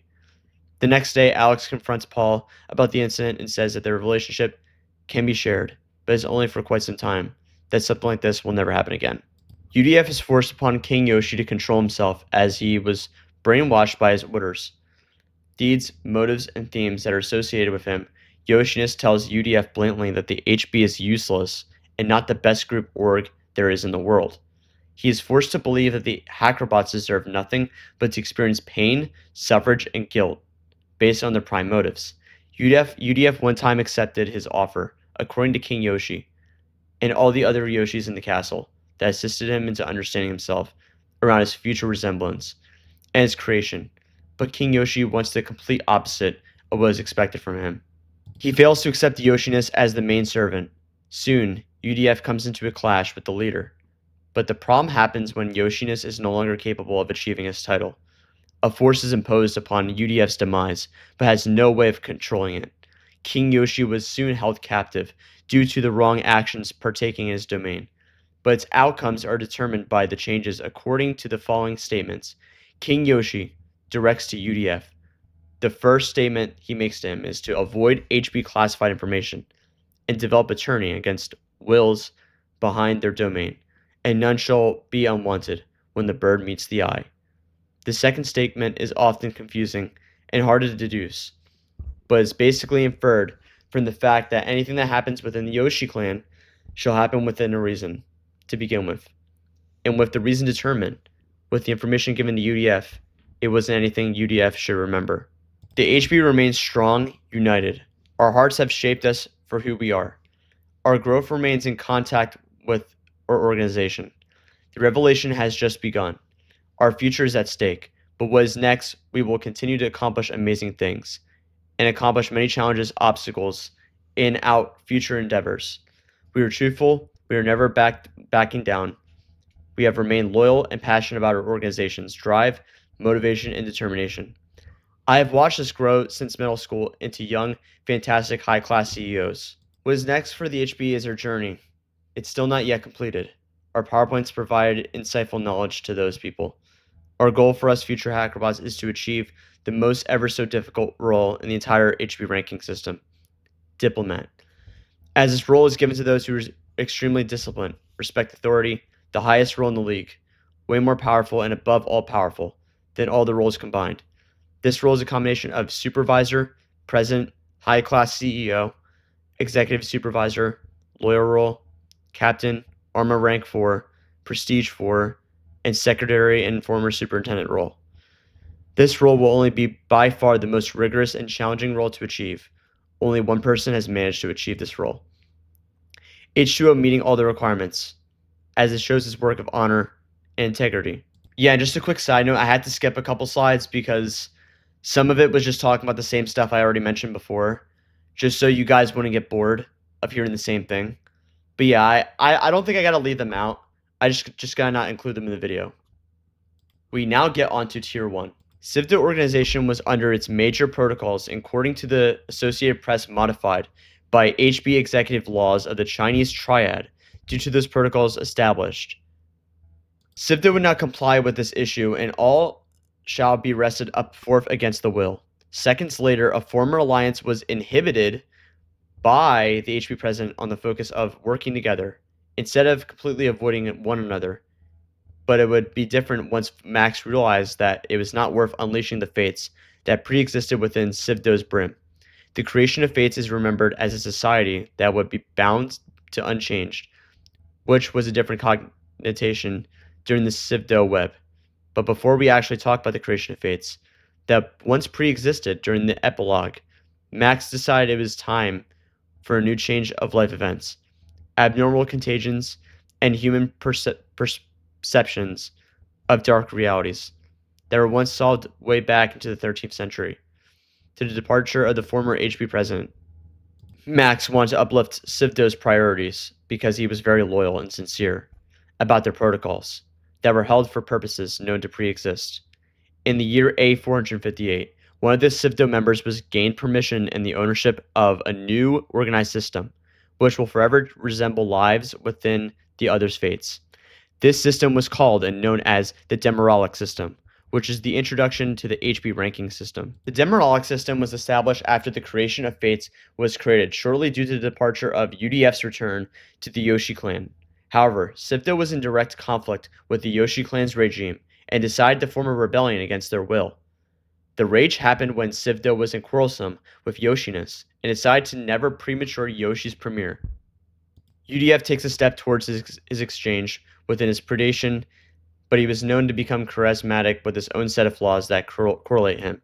Bubbleman has an interaction with UDF and tells him that the Yoshiness is brainwashing him to come to the belief of the Yoshi clan religion, but UDF clearly states that he doesn't want to be in affiliation with the story and understatement about the demise of the Yoshi clan belief. There have been many alternate versions of the HP's history, but one of the most important histories has to do with the Yoshi clan. The Yoshi clan's history dates back to Yoshiness, aka King Yoshi, who managed to rule the throne of all the Yoshis that were sent to Earth. Yeah, and just a quick side note, I want to point out that this is the alternate history of the Yoshi clan, but not the true story of the clan whatsoever. Originally, it was called the Yoshi cult. The message of the cult was to kill all Yoshis in existence by possessing all humans to worship the king and ultimate god Yoshi. The way that this would work is that anyone who is subjected of the Yoshi cult would be forced to worship the almighty King Yoshiness. If they refused to worship the god, they would be killed. This caused a lot of backlash and controversy because people misunderstood the true meaning of what it really was. Furthermore, UDF was anguished and refused to give up the promotion that was advised, but along the promotion led to many problems for UDF's regime. In fact, the promotion was indeed a scam to force UDF to confess to Yoshiness about his secrets, lies, and assumptions about what the Yoshi clan's meaning really is. Alongside the efforts of UDF came Richard Harem. If you remember, Richard was an attorney according to HP law. UDF then stood up to Yoshiness and hoped to put a restraining order on him so he could no longer affect his whereabouts. In proxy, henceforth, he is not a member of SAW. 2,000 years later, Ian was then sent on a mission to clear himself from worthy notices. But soon he is sent to capture Richard by performing operations for unresearched experiences that were heavily worthy to Ian's demise. During Ian's episode, he is seen dressed in black and green robes, but was unable to move in them. But during this, he was not ordered to be detected or maintained prior to HP law of enforcement. If they do, then Ian would be sentenced to about 10 months in prison. However, ideally speaking, it wasn't much longer until he learned to keep himself out of trouble before he was given the chance to succeed. But Richard was then asking him questions about where he was born, who he was in affiliation with, towards, and who he was working prior to the operation, and so on. And side note, this leads us and creates more depth to the prologue and is referring to the previous events of the HB. And there's an interesting fact. Did you know that the skull that was rested upon the tombstone, which made Ian realize something very important, was actually Zeno Sr.? Because when Zeno had close connections to him, it made him feel special. Although I did not mention this, but Zeno Sr. in that they're still missing pieces of the EWC universe. I said this covers everything so far. And I have to be right. Ian had courage and hope by means of triumph, but did not question Richard. Another thing that Ian sees that no one else can in the HB is destiny, and that destiny is vital to humanity. Along Ian's covenant came the unsolved code. For those encrypted codes that I've been talking about, well, it turns out that we see those codes with hidden meanings in Enigma Worlds Collide. Basically, Indivisible Rim and Enigma Worlds Collide are two multi-dimensional universes, each having different meanings and clicks applied to them. An example of this is that Enigma Worlds Collide is set in time zones in intergalactic space, while Indivisible Rim is set 2,000 years after Enigma, which Enigma is prevalent. And along with this unsolved code came many messages behind them. Furthermore, when Ian's covenant was happening, he spoke directly to Zeno about his personality, public life, and why he's, I don't even know what this word even means, to become a hacker pirate to the HB public. There is to be, especially when it was so too soon to be true. The unsolved code happens to be another cipher, except this one is not solved on occasion. But needless to say, that Zeno was the only person to deter its meaning. Several instances have been made as the code was in fact two ciphers into one that was created. The unsolved code is revealed to be a passageway towards Hypsistem, which, by the way, I talk about in Volume 2, and it's not talked about as of right now for various reasons. Many believe that this code was indecipherable and shall no one be detected within Zeno's solution. Catalog 120 is a series of catalogs that have not been researched, but each containing secrets of the HB lore involved. This is where things start to unravel, as various files were classified with codes like B001, B002, B003, and so on. The way that these series of catalogs will work is that each contains files that are not heavily visible, or any means of collecting encrypted data from foreigners that's invalid. And there's a side note, I forgot to mention that Indivisible Rim has a total of 10 floors, each of which have dark secrets and more pieces of evidence and cover-ups pertaining to HackerBot material. Furthermore, people with possessions of these catalogs were held on trial by Vulcan. But first, let me explain how these trials worked. A person would be tested 3 times in a solid chamber by being forced to put their hands behind their back. The next thing that happens is a plastic box is placed over their head with water filled inside. The suspect must try to escape before the water reaches its altitude, before the water dissolves in its place where it stays. Furthermore, the catalogs remain intact, but reasons beyond this are prior to protocols that are still worth it, and that no one else should hear anything about these series of catalogs anymore. And I will say that the suspect that was capable of surviving this trial but would have died a short death before he knew it was coming. A few years after his destruction of his homeland, he was too overpowered to continue as a figure. However, once Oregon was destroyed, no one was capable of repairing it. Crewmine decided to use the area that it was built in as a convenience store. However, Crewmine also plays a big part in the introduction of Indivisible Rim. But the reason he is super important is because he made sure that his work would become inanimate. He was very courageous, and his past helped him become a better person, for the sake of mankind. On Floor 3, Crewmine discovered something that would soon reshape the HB ideology, which included conquests and battle between the HB and other lethal organizations throughout centuries, which will later become known as the HackerBot Civil War. Furthermore, the HB was introduced into combat, fighting to regain their victory and become the most notorious trio in the world, known as HackerBot Battles, which the game was developed by none other than Game Boy Gamer D. In fact, Crewmine was originally added and introduced into HackerBot Alpha, or HackerBot Attack Project, but soon had to be removed from any future HackerBot titles. What people need to understand and make sense of is that Crewmine's not part of the HB. He was a character that his own universe that had powers similar to the HB, but doesn't mean that he remains in the group. Another thing that is worth mentioning is that Crewmine was buddies with Subgamer, but ended up betraying him simply because his worldviews are different and that he believes in terrorism. Gamer D ends up not trusting Crewmine since his beliefs, apart from Gamer D's, being vastly different. He decides not to have any affiliation with the organization, thus events associated with it. Soon on Floor 3, ashes of rock collapse with one another, forcing everyone to evacuate immediately. It turns out Crewmine was struggling to escape from the ashes, but with the assistance of Gamer D, he thanks him for being there by his side.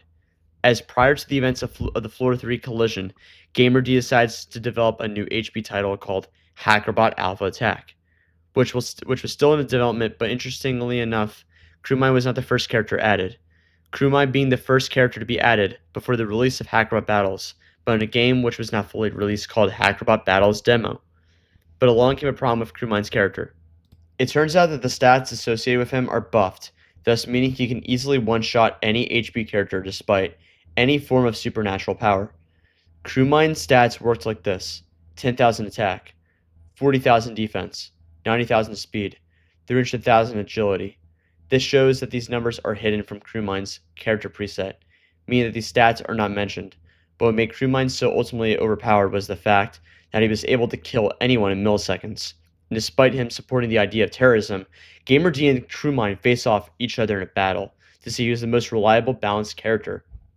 Also funny enough that Crewmine also has a special unique power to eliminate Noraid, which makes Noraid's fear his fear of Crewmine. Later on, Crewmine was nerfed despite his broken presets. Gamer D decided to remove him from future titles. However, the reason for this is because he is untrusted and never to be spoken about by all means. But this later result... You guys could just read the rest of this because this is a whole mouthful to read. I'm just going to continue on to the next slide just because. The Endomania Voyant is meant to be a prologue before Indivisible Rim is talked about. The Endomania Voyant introduces us to the characters that are talked about, as well as ciphers, encrypted messages, and clues leading up to them understanding their world in a cyber dimension. Rebirth Nation, aka me, explains all about the Endomania Voyant, as it does not continue on from there. The prologue is approximately 30 minutes in length, according to the video posted. It's not. And like I said, the video that I used to make is completely removed. A few things to keep in mind while diving into Indivisible Rim are glitch text, which is Cyberzens dialogue, Braille, which is Zion's dialogue, and Morse code, which is Game Boy's dialogue, Subgamer Daryl and Ian's. All of these are helpful in order to become familiar with some of the concepts talked about in Indivisible Rim, so it's good to keep them in mind to avoid any confusion. Indivisibilis is one of the main reasons Indivisible Rim exists. Without his prior existence, the universe of the HB would not exist. However, there have been many times he was caught manipulating time within the HB realm, though no one is quite sure on how it happened. Indivisible Rim is meant to be confusing. The main reason. HB lore is incredibly difficult to understand. For newcomers, is simply because new lore is constantly added to the hackerbots. Lore within the HB did not become intensive until mid-2019. This is one of the reasons why so many newcomers become thrown off quickly, which is why it is better if you join when the HB started. Indivisibilis clearly stated himself, if you weren't in the HB, you made history. If you have joined later, you know nothing about the hackerbots, as you are mistaken. We now get on to Tier 2 of Indivisible Rim. Tier 2 talks more about the philosophy and how the formation of the HB came to be. This is also the introduction to the pre-existing EWC characters. As we explore more tiers 3 to 5, you'll begin to understand why Indivisibilis was manipulating the HB timeline. After moments of Crewmine's departure came a mysterious artifact that was in possession of the HB's meaning. But along with this mysterious artifact came the character of Goldorin. For those of you who do not know, Goldorin is Goldberg's cousin that went and lived with his family, but has the same powers. Except instead of being allergic to anything that is made of pure gold, he would morph into the element itself. Secrets were kept hidden from Goldorin specifically because Goldberg did not want to reveal the truth to the rest of the world, that he is in fact the same person that awoke from Goldorin's dream and became a monster. Goldorin was also on good terms with the mercenaries, which meant that he must obey their orders and do what he was told. Soon, the mercenaries decided to show Goldorin's quest on what he must achieve in order to make light in himself. However, in order to learn more about his quest, we must first know about who Goldorin is and why he is part of history, because soon it will all make sense if you understand his background information.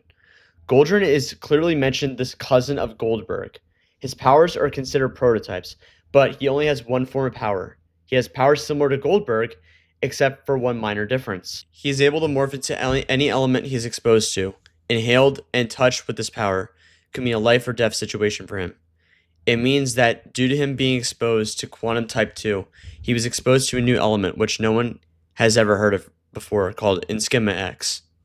Inschema X is a drug created, developed, and manufactured by hyper-terrorist organizations that came together to discuss the controversy behind this placebo. The Inschema X is more powerful than quantum types, but also life-threatening. Inschema X was looked into across many hackerbot organizations, and knew the side effects it would have on those who were forced to become exposed to it, even after this drug was not lethal. Still, there are numerous ways that this classified drug can enter a prototype or alloy or subject 1. This drug could be used as a vaccine 2. Can contain metals that can be inhaled initially, affecting the subject. And 3. Can also be inserted into food products without the subject knowing if it's safe. The side effects can cause paranoia and paralysis. When due to Goldrin's search was testified in a chamber and caught by ZENON organization. HT organizations, there's not a lot of these organizations which the HB spent years preventing people from supporting them.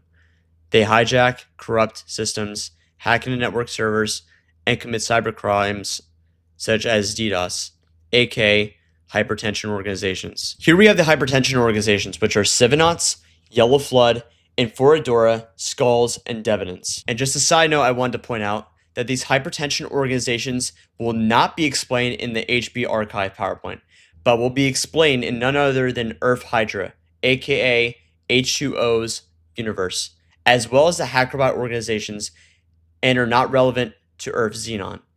Earth Hydra talks about the history of the Hackerbot and, history of the HB. I meant history of the Hybridbron organizations and hypertension organizations and how they evolved over time, and the history of H2O. Whereas Earth ZENON talks about Indivisible Rim, members of the HB organizations, and events that happened within Hybridbron and hypertension organizations, EWC, and other characters within Xalus' universe outside the Hackerbot multiverse. Goldrin struggled to release himself and realized that he isn't Goldberg's cousin. He can turn to any form of his body, which became the cast that created him. The Civonauts ran tests to see if they have successfully killed him. It turns out, little did they know, that the process failed and got payback for their wrongdoings. Furthermore, this then happened when he said this words, "Nice try. You and your men are equal to no match. For whoever started this chaos, I can give you the key to my sense of optimism." The key of optimism is referring to the amulet that was kept preserved in his flesh and bones in the cast. The amulet was a very powerful piece of artifact, the only Goldrin had full control over. Anyone who was around it was incarcerated and burned to flesh. A Mandalorian Brigade is an event during the HB's history that marks the importance of the HB's meeting and significance and why the group should be respected. Brigade in this case means that the HB Hackerbots respect and honor the president, leader, co-leader, co-founder, founder, and supervisors that have maintained their positions over the years the HB first started. Amanda Silverheart, if you remember from the beginning, decides to form a new regime after breaking up with Paul. After years of combat training in Ex-Gargus, she decides to quit because she was forced to listen to what the leader of the gang was proclaiming this event was created and established by Amanda herself. From what she learned as a female gangster to a complex relationship with her ex-boyfriend, she is better off understanding her values and how she can control herself. First off, Amanda establishes laws within the HBO domain, and its HQ. However, Amanda wasn't always trusted by HB executives. She is mainly part of the HT organizations. Still, HT organizations convince people that she is assisting the HB by increasing their motivations. Amanda had many thoughts regarding the Hackerbot organization, but soon this all changes when she establishes a new document which states, anyone witnessed of criticizing any former leader, co-leader, executive supervisor, president, vice president, CEO, and supervisor of HT and HB organizations will be given up a fine up to $18 billion. If they refuse to pay the fine, the person committing refusal will be locked in solitary confinement, while burned to death, or face up to 30 life sentences in prison, called Venetilena. Many fans of the HB were angered by this, as Amanda clearly states she is trying to protect the HB and prevent criticism towards the organizations from occurring. However, she took it too far. Amanda has always remained loyal to these organizations. However, if anyone criticized the HB, they would do so in front of her. This made a lot of people stressed, anxious, and scared to death to spread gossip and backstab these groups. If Amanda finds out someone has backstabbed any president, leader, co-founder, founder, supervisor, or CEO, she would kill them. The idea behind Ian's history goes way deeper than people think. However, a few years after Ian's covenant came Daryl's message. The message says that there are two versions of Ian, and Ion, but most people wouldn't understand. I need Ian Daryl. Says, why is he stolen? It's also worth mentioning too as a side note. I won't get into this this topic that much because the history between these two versions of Ian would take forever just to explain. I am not joking. Also, the only person who is only able to understand the correlation between Ian and Daryl is Subgamer. And I could be wrong when explaining this. Daryl was having vivid flashbacks of Ian's childhood, which made him think to himself as the only person existing on Earth, but found out he was wrong and became the chosen one.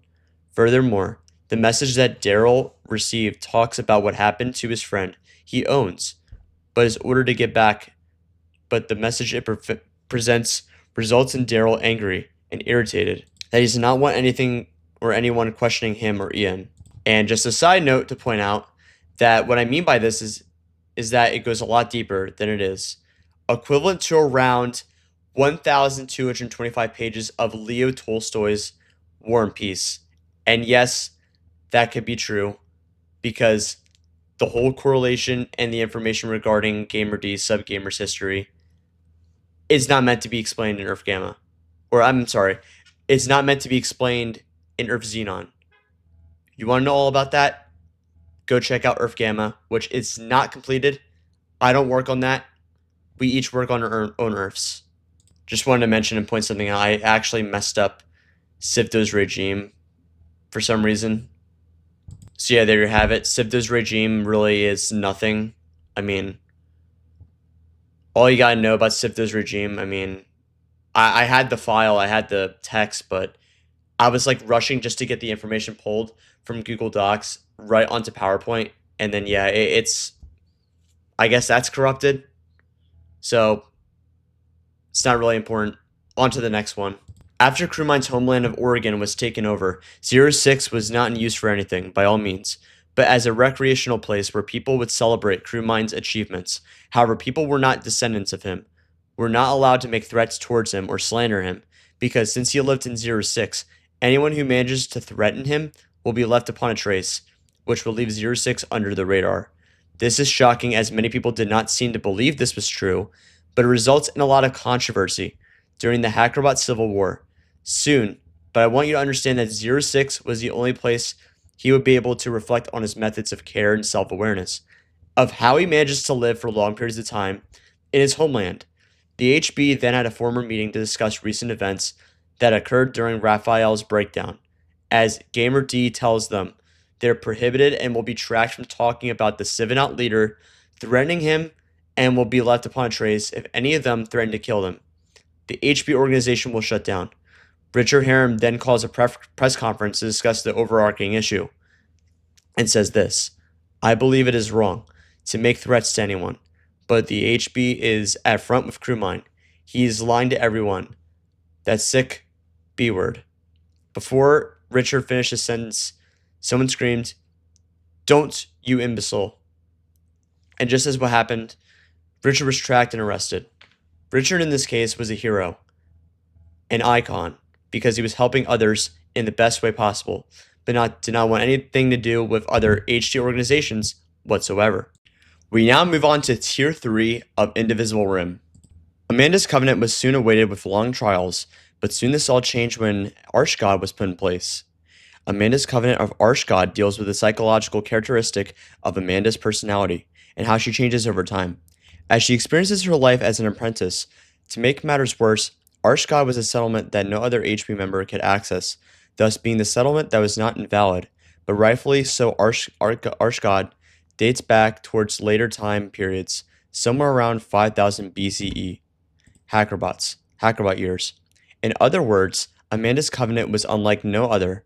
She was careful based on her whereabouts and her observations, that she could not possibly argue with the HB code of law that was enforced during pre-Gru Media.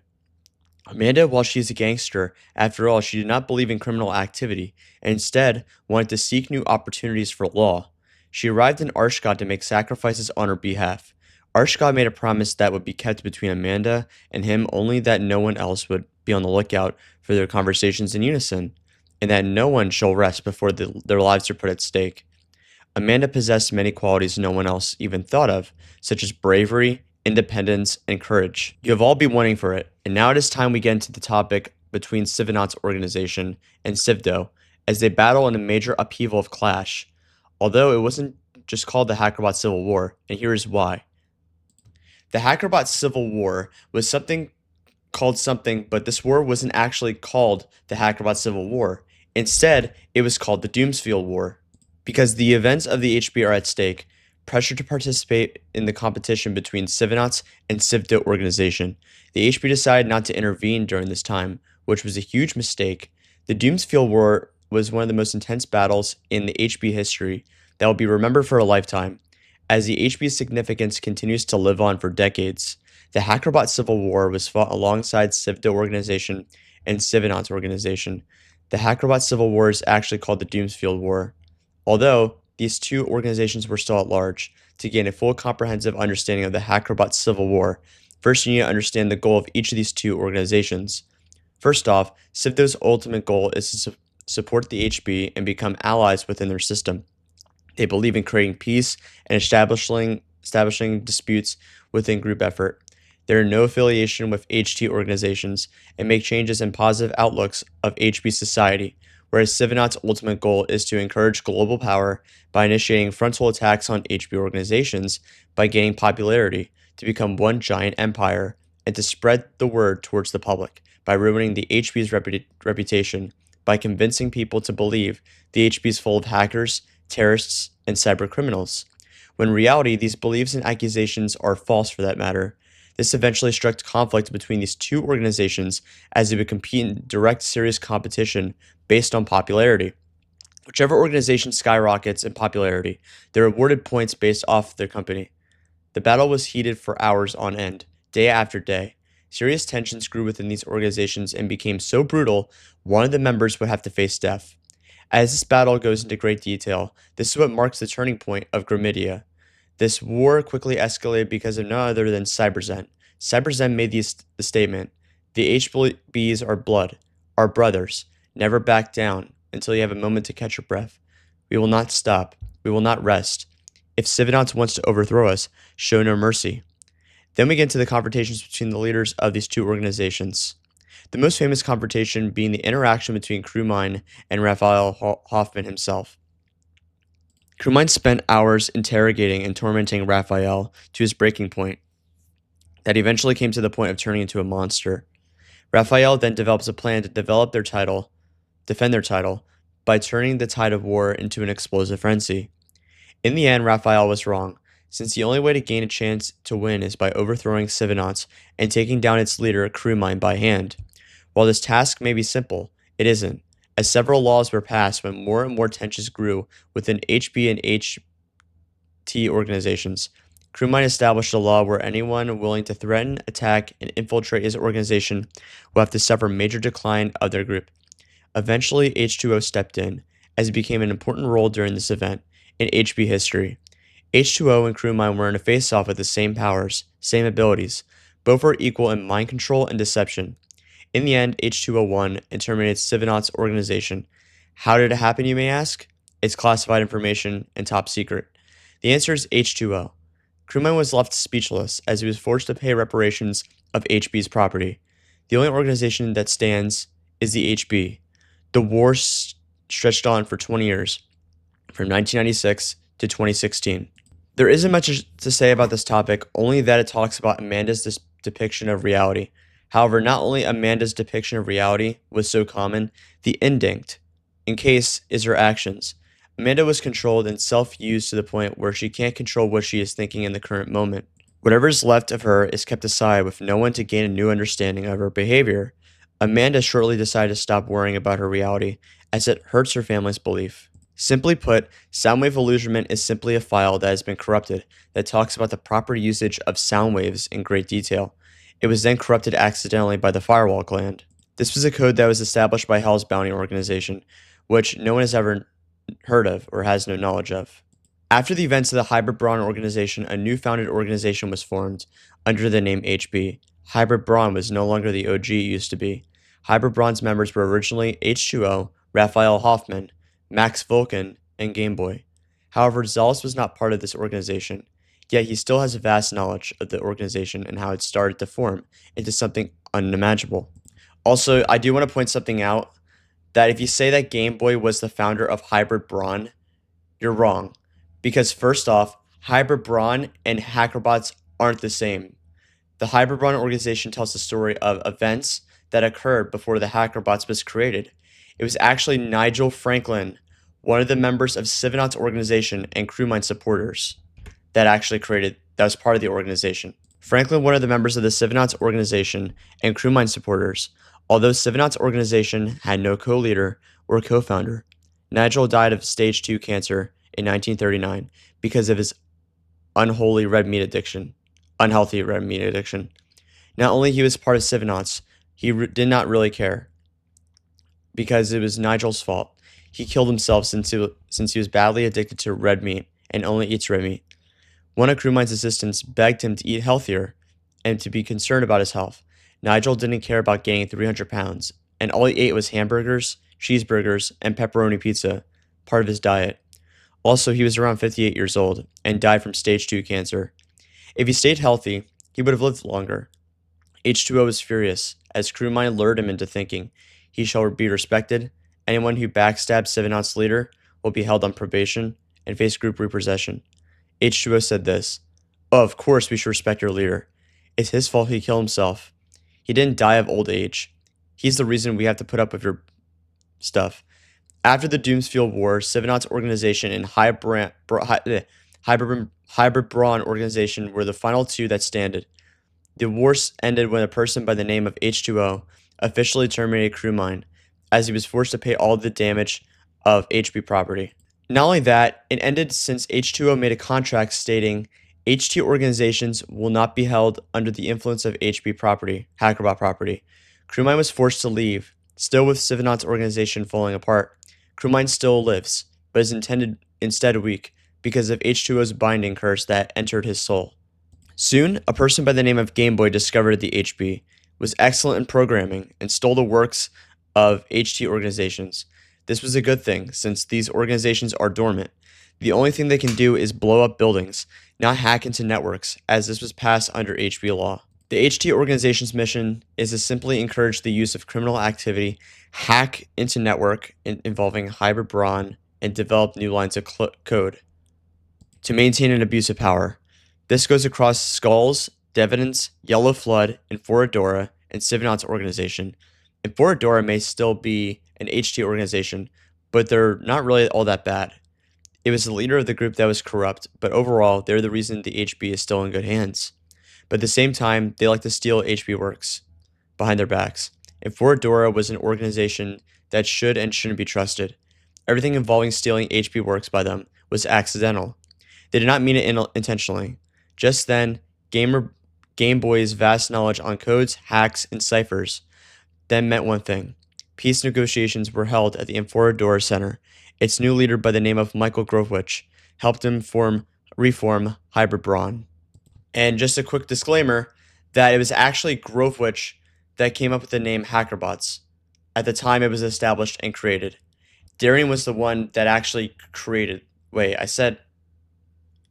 Grovewich came up with the name HackerBots. But then that's Gamer D. Actually, I gotta correct that, believe it or not. I gotta correct that information. Darian was on a long walk on a Sunday evening, but Grovewich, however, did not tell Game Boy about his idea, as it was a surprise. Along with this came H2O, who came across word engravings on a building labeled HackerBot Organization, and that is how the HB, now called the HackerBots, was founded, along with H2O and Game Boy, with the help of Grovewich. Grovewich then died of old age and said this, "Members, Game Boy, and H2O, I proudly give you full ownership of the HackerBot organization. Good luck. This is your time to shine. I have one more thing to say before I leave. Take care of this group. Treat it like your family. Please make sure it does not shut down. Farewell." Grovewich was in tears when he said this. It was just sad tears, but tears of joy. It wasn't just sad tears, but tears of joy, as he was enthusiastic and happy to work with Game Boy. Saw organization part of the HB had a conflict with Skulls about something important. This being that Skulls was planning a project that is being developed. This project is called the Illusion Operation. Saw's leader wanted to put an end to it. The conflict began when Saw was forced to shut down without reasoning. The leader stated that it wasn't fair that the HB still remained as a standing organization. This was all because of Skull's leader, Jacob, as he would put a termination on anything related to Saw files. Not only that, but Jacob established unfair laws stating anything under the name of SAW organization, mentioning SAW organization, or SAW organization products will force a permanent shutdown. However, if SAW organization refuses to apply for HT meetings, listen to crew minds' orders, or hand over files stolen from HT organizations, will be kidnapped and have to pay a fine up to $18 billion. Although this was affordable, but not exactly. SAW organization was tricked into paying that much money, and HT budget crosses were jailbroken. This made SAW's leader furious, and were never left alone, as Skulls developed a pleasure into tormenting and ruining SAW's organization completely. We are now on to Tier 4 of Indivisible Rim. We are now in the events of the Hackerbots, after the events of Hybrid Brawn have been overtaken by a pirate by the name of Zeno. Unfortunately, I do have to point something out, that the information in Zeno's origins, I wrote it for 5 years ago, or it was written 5 years ago.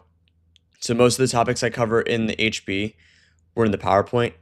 So I'm sorry guys, I can't talk about the Hackerbots in depth because I pretty much lost the files.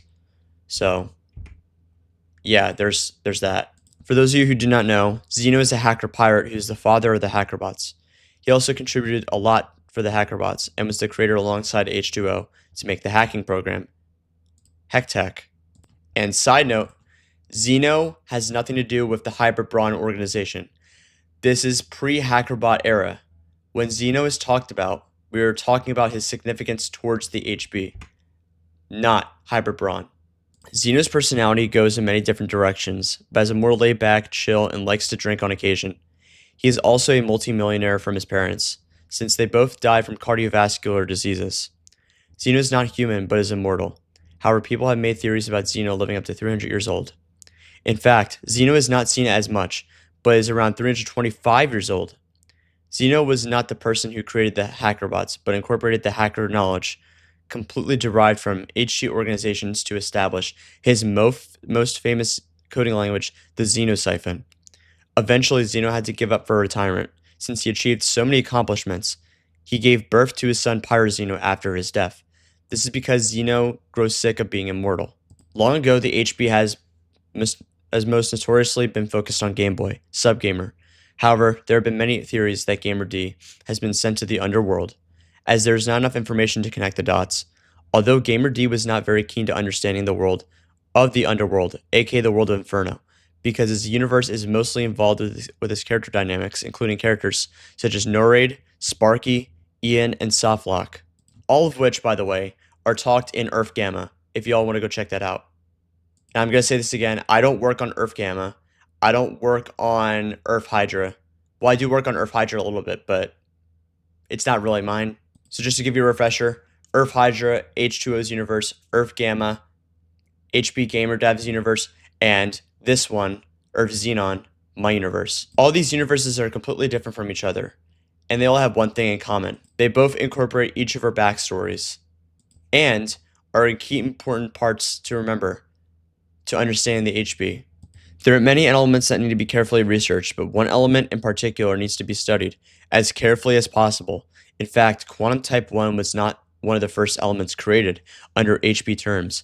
Quantum type 1 was one of the elements that was misused to the point where the element itself was no longer needed for experimentation. To begin, scientists in the hospital known as Peterson Bridge carefully observed this element, but had to make sure it was contained in a safe environment, and that no one shall ever touch the element nor go near it.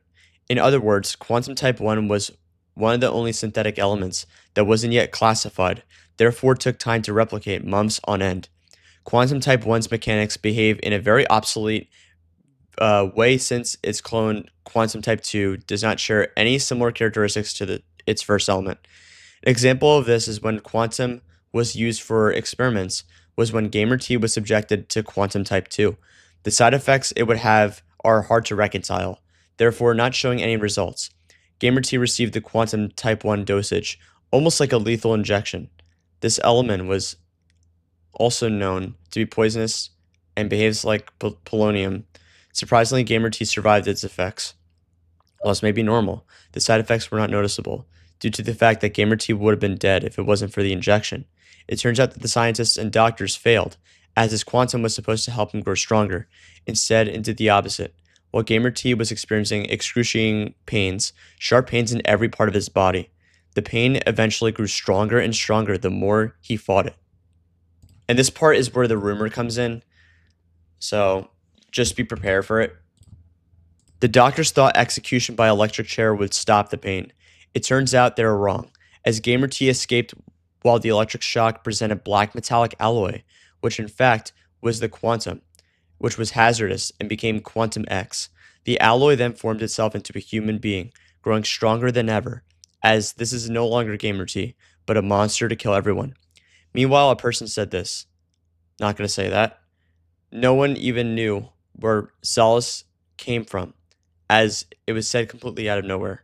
Max Vulcan, if you remember, was one of the first members to ever contribute to HP Society. However, Max was fed up with the way Hybrid Brawn was organized. He turned against the group entirely to focus on his future goals. Vulcan was then accused of him acting defiant around the HP ideology. And just want to let you guys know that I didn't want to make this too complicated, but maybe the fact that this tier list is too extensive should probably shorten it. And just a quick side note that this is also prior to when he told Sifdo he had no longer want to remain present to contributions. Vulcan said this: "The HP is never going to get anywhere with these random ideas and nonsense explanations about concepts that didn't exist."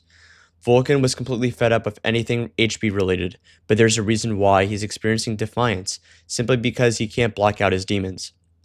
He's expected to believe that he can achieve anything, but people's influence on Vulcan made it seem impossible for this viewpoints. The act of defiance refers to Vulcan's diminishment, but also was taunted by someone. This one was a bird, a sparrow, that constantly dwelled about Vulcan's future, which said these words: "O the heavens you shall mourn, thy thesis you were born. Allow your sinful tragedies that await you. Thy shall think thou dominance. Let me remind you, bore. It turns out the reason Vulcan's defiance occurred was because he was constantly taunted by the sparrow, who humiliated him and did nothing but control the way he perceives reality. Nevermore, evermore. The sparrow chanted. Vulcan was fed up and said this: "I'll be damned if all I ever do is grab you with my bare hands, and have incinerate you." The bird said this: "You have succeeded, I shall tell you. This thou your time has risen, for which thou shalt thee hold your sword. Nevertheless, bore. Now, you guys are probably thinking that this is based off Edgar Allan Poe's The Raven. And yes, you were correct, because this is exactly what this is in reference of. The HB never had anything to do with birds that you can speak, but of course, The Raven never said this, nevermore, repeatedly. So what does the HB have to do with The Raven? Well, it doesn't. There are certain characters that explain taunt and manipulation, like Game Boy. For example, NORAD constantly plays into his head, mind controls him, just to fall for his nonsense. Vulcan had to take part in the ultimate test, which is the defiance of curable Treves. Vulcan once again didn't realize he failed, and made it easy for the sparrow, Raven, to enter his mind. Just the sparrow, taunting Vulcan and reminding him of his cowardice by saying bore evermore. This time the sparrow said evermore, which led up to Vulcan's insanity to escalate. Vulcan was trying to keep the sparrow from following him, but it was not an easy task, since he constantly begged by saying, please, get the stupid bird out of my sight. And what happened? The bird said evermore. In late 2015, the Hackerbot slowly came to an evolution, but soon something major happened. Not long ago. As we all know, the godfather of the HB is Xalus himself. But have you ever came to realize that the father of the HB, you guessed it, Zeno? For those of you who may or may not know, Zeno is the father of the Hackerbots and will continue to have ordnance of its protocols and for the future. Zeno's fate occurs when he was accused of causing crimes to the world. However, he did not mean it intentionally. Zeno then met the two gods during his fate episode named Ishna and Yabi. Ishna helped him find life. Ishna helped Zeno find life, but also had a desire to destroy his home planet, homeworld, and then agree with this. He eventually stated that he had no soul, and that he is alone, but soon everything changed. Zeno's fate is similar to the Hackerbot origins, but there's still a lot more info about Zeno that was missing. First off, Zeno's fate was a joke. No one really cared about his moral dilemmas or his ego, present to Hackerbot laws. Zeno had many other accomplishments that still made him human, while still remaining the most influential pirate ever to exist. This is it, a time for the Yoshi clan to repay everything to cost the HB after forming a rebellion. The Yoshi clan meant nothing to society. It was never meant to exist due to a major cause. UDF, aka Teddy, was given the impossible task of framing H2O for being foul, greedy, selfish, and demented. UDF made no hesitation as this would be his final hour at stake, forced to make an agreement with King Yoshi and maintain a civil dispute with his teachings. Instead, UDF knew he was being manipulated. What has happened to you? Why shall I have thou forbid his righteous vow within sympathy?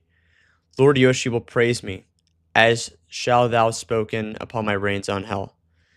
But what was given to me was courage to break the fourth wall, though antetum, UDF said. These words of wisdom were words that never came right from his mouth. His lordly servant will never stand a chance toward his power. An endorsement. King Yoshi departed. King Yoshiness begins to undermine UDF's knowledge by criticizing his worth as he was treated like property instead of a servant, loyal to the almighty Yoshi. Furthermore, heroes that awoke never back down as Super Gamer steps in to draw King Yoshi away. UDF then says, I've never asked for your help. This is not your concern. Go back to where you were created. Experimented this job remains within me and under King Yoshi's demands. If I have to kindly ask you, stay out of this, UDF says. Game Boy felt the same hatred towards King Yoshi. He was nothing but a traitor, manipulator, and a person who only cares for himself. This enraged him to the point where there was something King Yoshi was too scared to admit. Where NORAD, enough of this. I will have you banished for an eternity. Thou shalt give back what's mine in Shalom Dove NORAD. You put him through execution. No. Game Boy said. UDF said to Teddy. Game Boy, listen. Forget about him. It's over. You must move on and stop thinking about him. It will weaken you the more you mourn for such an imposter, UDF said. No. Quit playing games with me, Teddy. You don't understand how it works, now don't you? Game Boy said. Just then, King Yoshi says to UDF, and so you're dishonoring me. Burn in the ground. Guards, kill this foul, loathsome beast of prey. He said. Soon King Yoshi was gone, disappeared forever, and shall never return as he has already broken the fourth wall. Zion's defense has much to say about the events that lead up to Zion's safety, but events that are part of his defense are very habitual. The defense in this case is Zion, being able to have authority over his actions, even if they're not viewed as intentional. For example, we can look back at the previous events due to the prion virus. During this time, GamerT was not capable of having two codenames, since this was very uncommon for anyone, including subjects of any organization, to have two codenames. The defense that Zion was hoping to have is being able to have defense and clarify the results of the malfunction codes that were due to the Grunon military. But of course, Grunon was not aware of Zion's actions and simply did not care, in a sense that they continued to prohibit Zion from being politically correct, and anything said, done, or mediated will be used against him with no further action. Nothing is left to be said about Zion's actions, in particular stemming off the fact that he didn't want anything to do with it, nor attempt to claim his statement true. The topic of Zion was kept secret, and any mention of Zion would be suffering major consequences. Grunel had no time to deal with these orders that they are not able to receive. They simply care about their alibis, not Zion's. Before the events of the Hybrid Brawn fell apart, an event that involved HP mercenaries attacking other forces and gaining the Republic was called the Illumin Operation. The Illumin Operation is also known as Operation Scarecrow. And just a side note, that there are different types of codex entries. The following excerpts include dialogue between Zion and Richard. You can see that these two perspectives are quite different, while Richard has no special dialogue, which two of these individuals want something. This text translates to help if we are attacked. Quick, get to the bunker in Sector 1024. The operation didn't last long and ended shortly after Sector 1024. Watcher's Reserve is related to the events where the HB considers the world points. Watcher's Reserve is nothing more than events dating back centuries, back to the Hybrid Brawn organization. The organization was close to being unbeatable, but there was nothing in favor of Hybrid Brawn from stopping them. Watcher's Reserve not only is related to HP events, but it's important to note that Hybrid Braun was already taken aback. Zebulon was in turn furious because HP society was not yet regulated. Zebulon was also upset about the fact the Watcher in this case was his morals that controlled him. The main takeaway from all of these ideologies is that it's important to know that the hackerbots are fantasy. While people fantasize about how it's just a group of hacker terrorists, it's not. The Watcher's Reserve is just the beginning. Nothing else can occur with just the Watcher's Reserve. Zeno's hearing was probably one of the most important hearings Zeno ever had to attend. Not only it was one of the most important hearings, he valued information he was given to put to use once after the hearing was over. Furthermore, members of the hackerbots managed to attend this hearing, including Xalus, H2O, Game Boy, and Tyler, all of whom were interested in what Zeno was trying to say. In fact, during his hearing, he was acting very weird, as this is not something normal coming from the father of the HB, as he was already charismatic enough to spread the word of the HB's message prior to his departure from Ishna and Yabi. Zeno made an effort to stop thinking about his past. He had to face the fact he was not able to get into contact with his family members because they already had busy lives of their own. Zeno thought his hearing would result in one of the best hearings, but no, it turned out to be one of the worst he has ever had in his entire life. Needless to say that Zeno's hearing was very important for a number of reasons. 1. The hearing helped him understand what being a moral to dedicate is perceived as. 2. Helped him understand his core values that are essential upon his behalf. And 3. The hearing was a test to see if Zeno can comprehend what he could remember, what was spoken. If you have to ask what was this hearing about, to tell you the truth, the hearing mainly talks about Zeno is currently the descender of gods, and made him nothing created to the likeness of man. He must also keep his hackerbot profession secret by maintaining a low profile, under the terms and conditions of Paul Bainsworth. Zeno also found out he was ordered to work with Paul's brother-in-law, Richard Springlist, who only remembered Paul when he was no longer an infant, but raised by ex-Gargus's captain.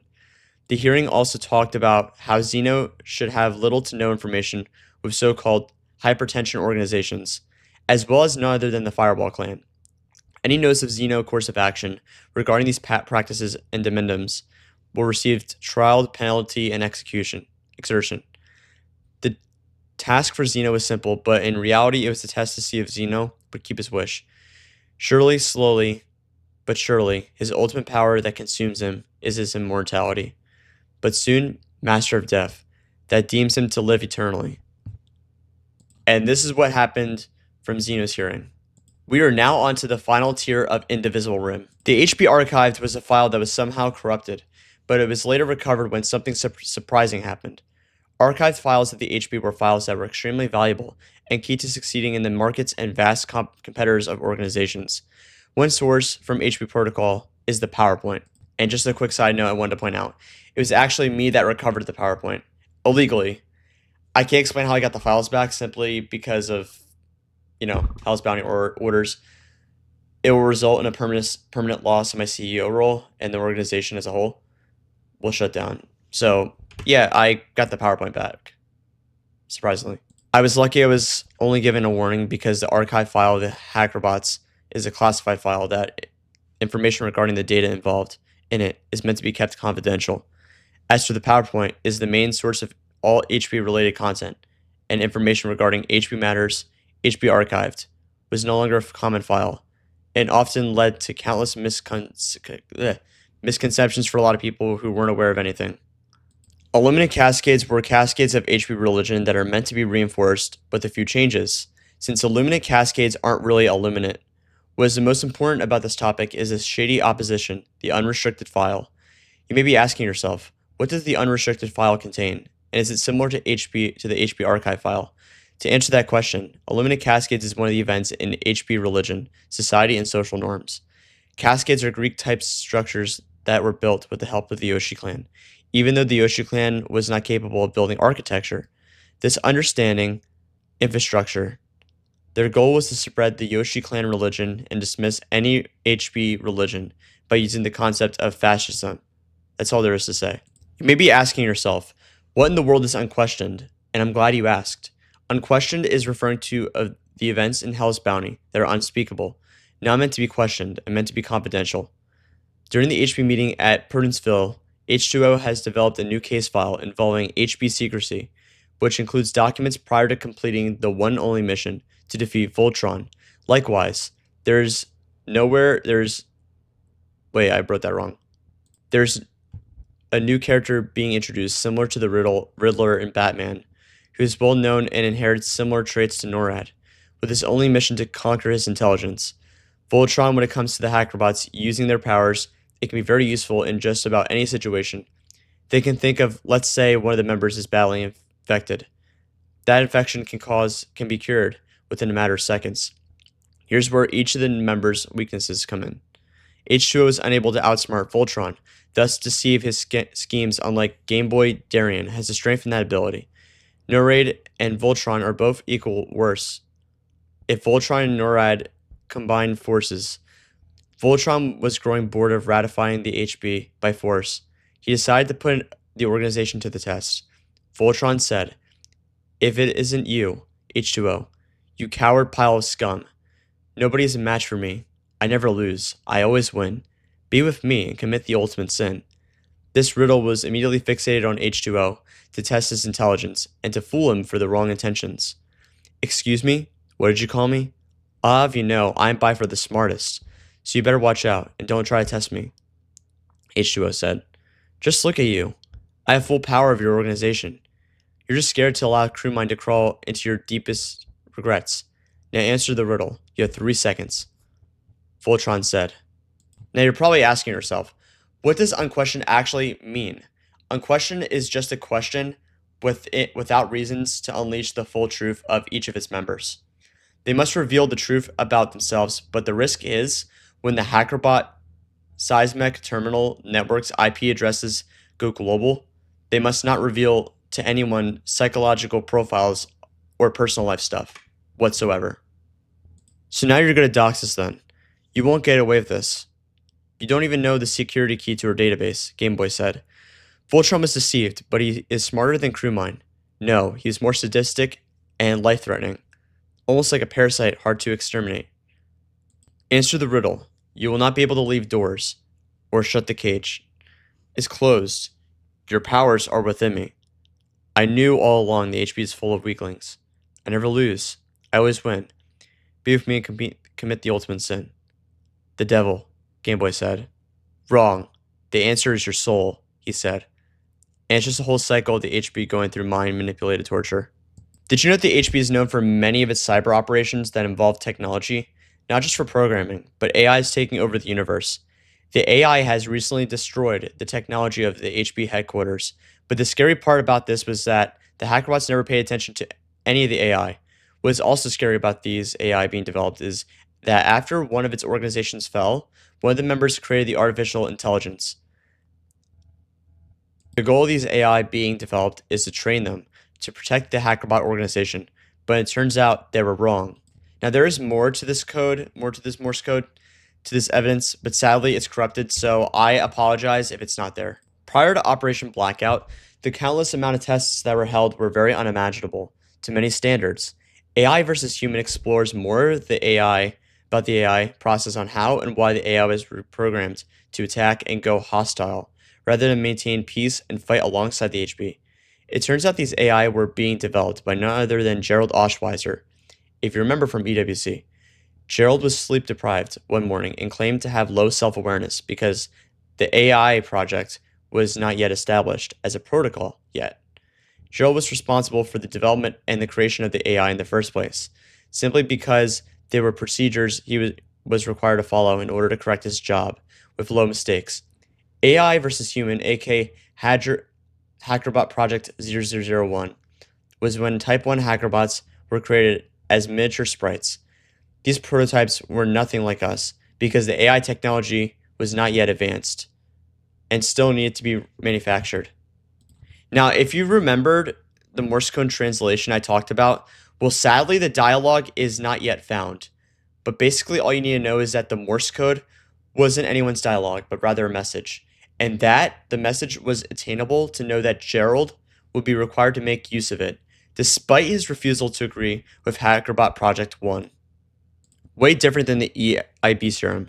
The AEB serum was a serum that was used for many different purposes, including Paul Bainsworth's demise.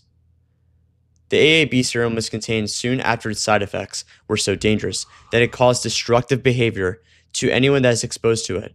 However, Grunau wasn't yet understanding its side effects it presented, and thought the serum was only supposed to help cure effects of trauma and extreme paranoia. Speaking of extreme paranoia, Paul was continuously afraid of himself, and has not wondered why he's afraid. But some say he suffered from a mental illness.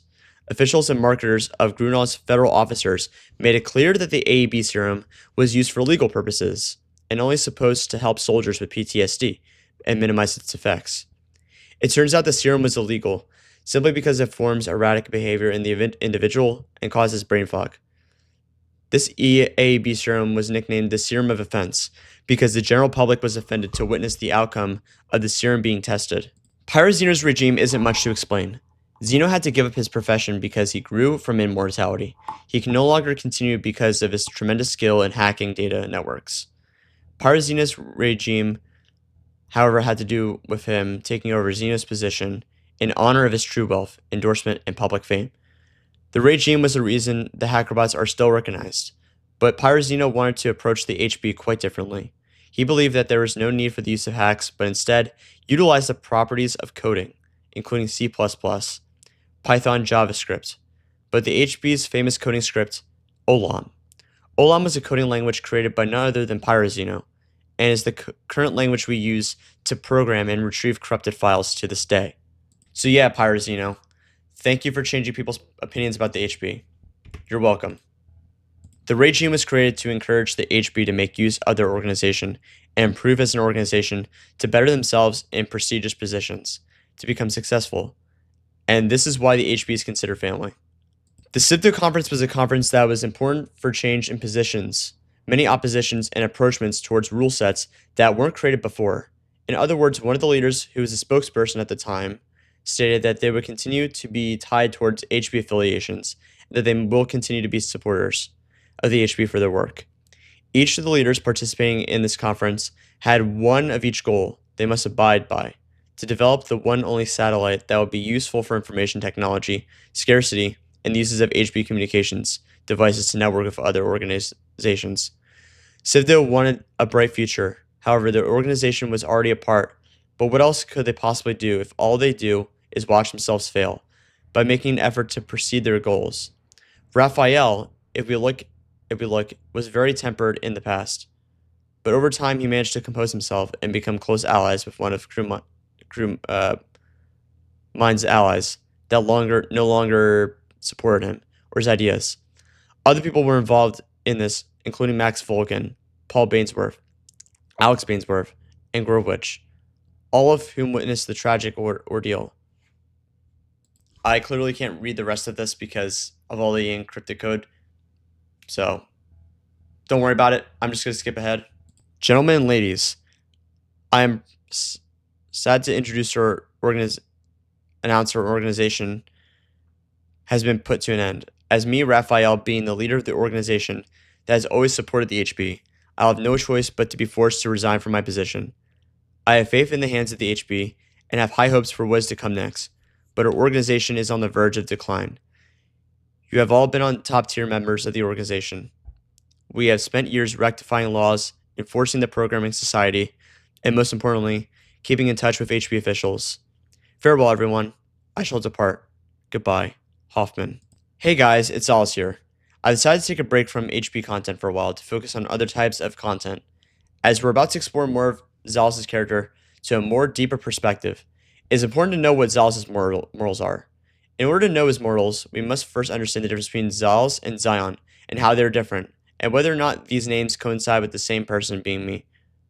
First off, it is confirmed that Zion and Xalus are different, and that Zion has to do with his popularity in many ways that the Hackerbot 8-bit video game titles such as Hackerbot Alpha Attack and Hackerbot Battles. Xalus is an iconic name that is in some video games, but is only in one HB title, Enigma Worlds Collide. Xalus is a codename that has received much popularity and continues to become revolutionary, almost incomparable to other codenames. Furthermore, it also marks and will soon become a trademark for my music production, but is not yet official. Xalus continues to become, thus I Xalus declaring ownership of the name and appealing to a representation of being represented for who I am. Oh boy. We got three topics left to cover in this fifth and final tier. Thank God. Xalus's morality is hard to come by, as he was instructed to converse his leadership to the best of his ability. However, because of the fact his morality is hard to notice, he ends up contradicting himself. Some people might say that Xalus has very weak character in terms of having one personality, instead of multiple personalities at once. But Xalus actually has multiple personalities and becomes noticeable around other people. The main takeaway on Xalus is that he wants to enlarge the HackerBot universe with more character lore, and within these universes become something universal for everyone. For example, Xalus and the Battle of the Music Siphons, or Xalus versus Cyberzens, which will be covered in another video. Gotta take that part out because I'm probably never gonna make that video in the first place. As mentioned previously on how Xalus had many morals, more often than not, his idea of enlarging the HackerBot universe turned out to be a success. But how exactly did he benefit from all this? The answer is simply he became the ultimate predictor. Xalus called the boy spent decades looking up to his creator Xalus Sr., as he will be blessed with all his powers and attributes, according to his time on the throne. Xalus Sr. was trained to discipline Thomas Nintendo by figuring out his past and not letting it determine his fate. Xalus Sr. long lived for decades and was gifted with one simple prowess: music. In terms of his music power, Xalus would greater benefit from all his teachings he gave him, giving him the opportunity to become a member of the HP organization. In fact, Xalus Sr. was close friends with Pet Perso of Hell's Bounty organization, as the two shared a close bond with each other. Xalus Sr. was invited to Pet Perso's press conference, speaking about his plans, his sense of direction, with how Hell's Bounty should be made, alliances to pass on the act of recognition, with none other with the HackerBots. He was then asked questions on, are we at war with the HackerBots? When is the next battle of the HackerBots between Civonauts? And is Hell's Bounty safe? While Xalus Sr. overheard Pet Perso speaking of Melatonin, Pet did something Xalus Sr. did not approve of. Pet Perso told the press that Hell's Bounty has potential and commitment to its standards, and that he is made the owner and CEO of the agency. Xalus Sr. spoke out and said, he is not the owner. This man is lying to all of you. Can't you see? He's manipulating you and controlling you, luring you into his trap of disaster. Just then, he is interrupted once more by Pet Perso. I'm not manipulative. You became involved, and so it's your biggest regret. Did you really think I will allow you to become involved in my business?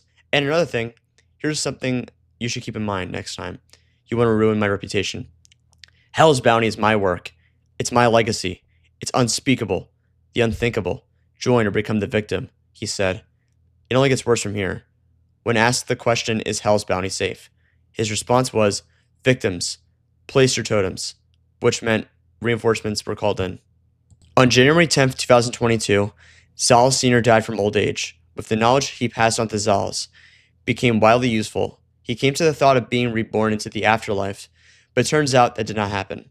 Xalus Sr. was granted a potion that, along with this, came with him being completely clueless as to what the potion does. He wasn't given a warning or any information regarding this potion of immortality. One of the admins from Hell's Bounty told him that he would live free, have eternal wisdom, and become a warrior. And speaking of which, plot twist, that admin that I'm talking about, it's actually Amanda Silverheart. So yeah, there you go. Xalus Sr. drinking the potion, causing him to black out. The actual name for this potion was called L-Rudin, which was toxic and untraceable, and can be found in any Hell's Bounty or HT organization product. But again, it's extremely hard to tell. He becomes paralyzed, motionless, brain bashing, and brain cells depleting. Fighting through the pain effects were impossible. And so Xalus Sr. survives afterwards, but only has 2 minutes to live, and says his final words to Xalus, I'm gone. This is your chance. Why do I exist? Take care, old friend. Let your destiny defy you, he said. And that is how Xalus became Xalus Sr. All because Xalus Sr. was given a potion by one of the Hell's Bounty members, one of the admins, which was Amanda Silverheart. Little did Xalus Sr. know at the time He was given a potion that caused him impenetrable death that only allowed him to live for 2 minutes straight. We now get on to Chapter 5, Xalus. What is this codename? Xalus is a codename that was originally given to Cyberzen. Hence the codename it was given to none other than Gamer T, aka Thomas Nintendo. After the departure of his Mario Kart 7 content, Gamer T then had full possession of this codename and officially lived up to it in the end. Sooner or later, something major happened. There was an event called the Prion virus. While this event goes into great detail, to summarize, the Prion virus dates back to a military time period in Enigma Worlds Collide. Not only that, military operatives hijacked data centers revolved under HB protocol. Prior to HB protocol, a code was required to enter the barracks. This code was encrypted, clearance level 30, and was supposed to be correct. The code malfunctioned. The correct code was supposed to be translated to prions, but instead reworded itself to Zion. This word was banned worldwide, and anyone under the name Zion was held executed. However, Xalus was the only one who started it. Zion was officially given to Xalus. People were very distraught to hear this news. Since Xalus and Zion are not connected, Thomas aka Xalus could not inherit two codenames. Plus, he could not exchange codenames. This was eventually passed with HB work of ethics.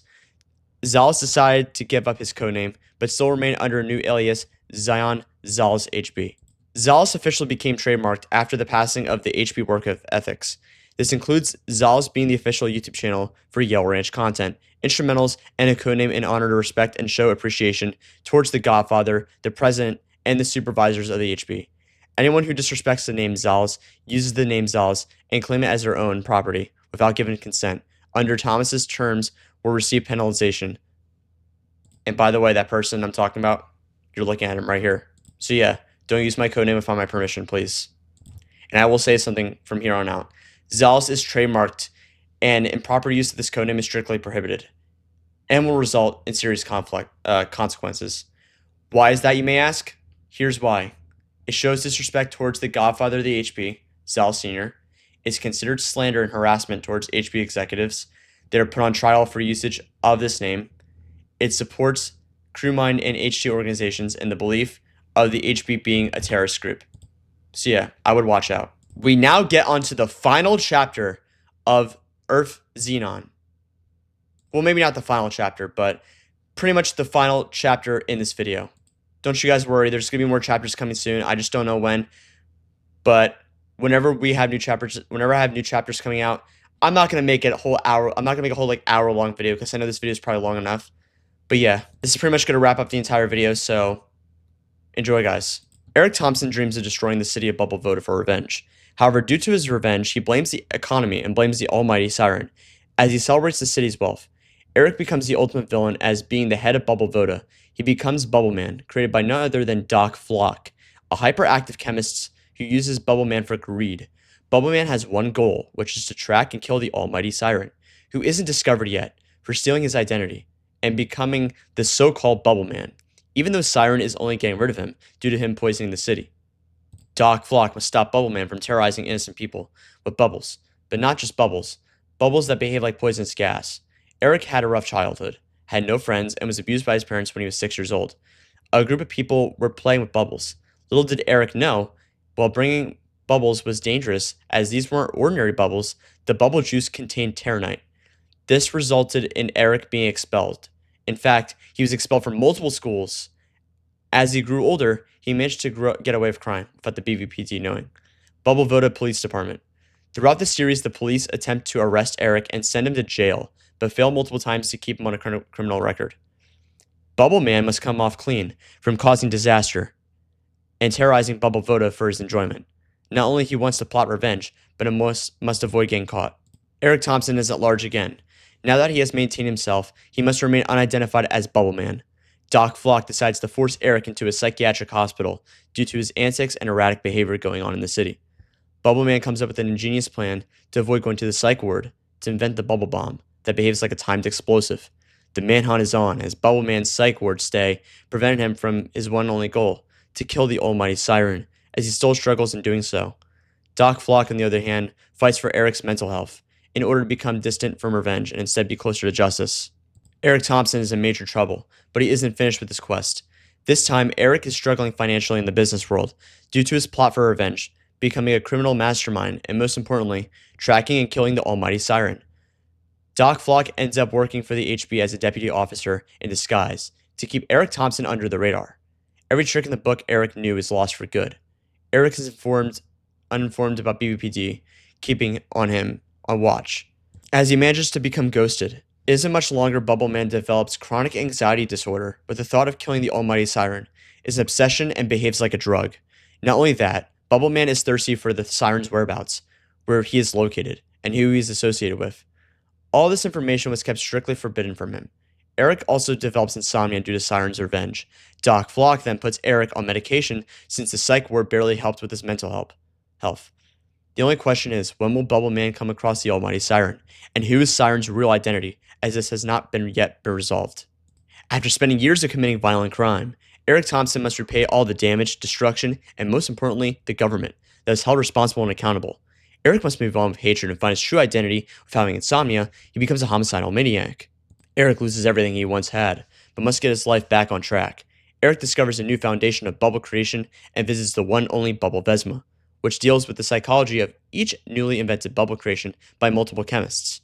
Eric was tasked with yet another mission, an impossible task at will, to kill his own father, or quit his obsession with hunting down Siren, who is unidentified. Doc Flock turns against Eric and must kill him to put an end to his own act of terrorism. More importantly, bubble tech creations that are deemed illegal. Bubbleman must do soul searching to figure out why he goes by the alias and the person who created him to press charges. What happens next? It's up to Eric to choose his poison carefully, or he would become more of a deadly threat one way or the other. Doc Flock is pronounced dead with many reasons. While experimenting in the lab, Doc managed to survive the ingredient Palestine. It was due to the fact that the bubble creation was out of control. Eric Thompson continues to soul search himself due to his chronic anxiety disorder. He is trained to learn the essence of control with his mentor, Romano August, to become his valuable asset. Eric Thompson, since he was a criminal mastermind, was labeled as a registered vigilante, according to the BVPD Police Department. Eric uses his skills and knowledge from Doc Flock by inventing the Bubble 50 caliber gun, Cool Bubbles, and by inventing the Razini, which was the most deadly bubble projectile that can kill you in seconds, and the Bubble Bow. He is still weak while allowing himself to become manipulated and comes with the thought of killing Siren, but struggles internally. The impossible choice he was given leads him to a nightmarish dream, and it wasn't long after tensions continued to rise with the BVPD. Eric Thompson is a threat to Bubble Voda as a registered vigilante. Eric grows distance from his father's sense of well-being, but doesn't know if he deserves to die or live. Jericho, Matt Crowley, a drug dealer and seller who was under an empire business, failing to arise Eric as his own. Jericho had 0 confirmed kills and was innocent while saving his wife Darcy. As Eric, being manipulated and losing Doc by finding out the cause of his death, was killed by Jericho in secret. Killing his father resulted in Eric being held executed, while killing the almighty Siren could result in the same outcome. It would also allow Siren to completely become untraceable. Eric, for many years, has been wanting to go against him for ruining his life, for colonizing a city, for recreating for what it once was into something ugly. More importantly, Eric wanted the city to die, his playground, his rules. He finally meets Siren but doesn't know what he wants. He was watching everything Bubbleman and exposed him for forcing himself to turn himself in, making him the ultimate mistake. Siren regains control and strength. Eric Thompson must quit being Bubbleman after years of destructive crime. He is forced to retire. With Eric Thompson starting a new chapter in his life, he finds out he is the uncle of an adopted baby. Meanwhile, Doc Flock advertises bubbles for a kid's fundraiser. Eric must develop the most advanced bubble tech yet to improve economically. A major turnoff for this film was the fact that it involved politics. This is when the series itself turned out to be utter garbage. Even the ratings for the newer films got a lot of bad reviews simply because of Tony Evans. And yeah, that's about it. Tony Evans was just god-awful. Eric is finally caught by the BVPD. I can't talk about why he was caught, just for a variety of reasons. Eric ends up adopting his son, naming him Bubbleman Jr. People are worried he will grow up to become even worse as a criminal than himself. Eric must also stop Doc from advertising bubbles to the public in regards to him being exposed. Now you guys are probably thinking, but wait, Doc is dead. Well, that's because that the movie, the person that played him quit and got replaced by a terrible actor. So this entire movie is just filler, letting you guys know, because the Doc died and got replaced by someone who wasn't a good Doc Flock whatsoever. That's what made the movie so terrible. Doc Flock gets his own standalone film, but features a lot of drug references. Not only that, it features Doc explaining his life story. It received an NC-17 rating based on the realistic, grisly, and extreme amounts of violence featured, but also excessive swearing and traumatic content throughout the film. Doc Flock's identity being Philip Brings. So yeah, there you go. Doc Flock received terrible ratings, got an NC-17 rating, and I can't mention the rest of the plot because a lot of it's real world events and graphic. I have a screwed up mindset when it comes to making plots realistic, so this is messed up. If you guys ask me, I mean, just so y'all know, Doc Flock was just when the series pretty much falling apart because the actor got replaced. So Doc Flock is just when the series just falling apart. It's just bad.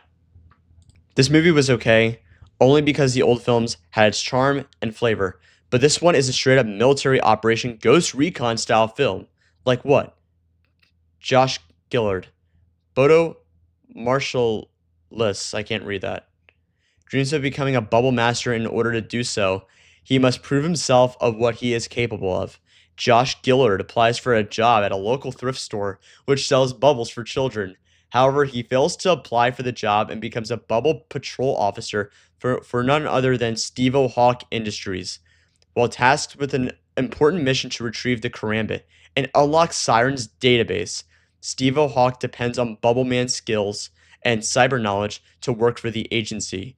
If this mission is done successful, he is then introduced to head of Hawk Industries, Gazo Santiago, a person who only cares about money and fame rather than equality. Josh must retrieve and find the suspect of the Karambit, nicknamed Da'ala, and return it before he takes over the corporation through assassination. And this just goes to show how bad this movie clearly is. Don't watch Bubbleman Reborn again. It is that garbage. And here's why. Because Bubbleman 7 and 8 are just poorly directed and rushed to the point where Bubbleman lost his popularity. And yeah, guys, that's about it for this. I don't know how long of a video I'm planning on making this. Probably like an hour or two. Just a few more things I wanted to clear up before I end this video. I just can't believe how bad Bubbleman really has became. It used to be good, but ever since the actors got replaced, that's when everything has fallen off and people have just lost interest. So there you go. It's just so stupid, man. Like Bubbleman Reborn Again, a film that should have not been made in the first place. Oh my god, it's literally. And why would you retrieve a Karambit at Steve-O Hawk Industries? And that's the whole plot of the film. It's just retrieving after the stupid Karambit. So anyways, thank you guys for watching this video. Hope you guys enjoyed. I don't know if I plan on making another chapter in Earth Xenon whatsoever, but I hope you guys enjoyed. It really means the most. I do apologize for some of the typos I had in the PowerPoint. I will go back and fix them whenever I do have time. But other than that, if you guys stuck around for this long, thank you so much. It really means a lot to me. And yeah, I got some stuff I got to fix in the PowerPoint. I'm telling you guys. There's a lot of what I have written in there. It's just, a lot of it's very wordy. And not only it's like very wordy, I need to explain stuff better.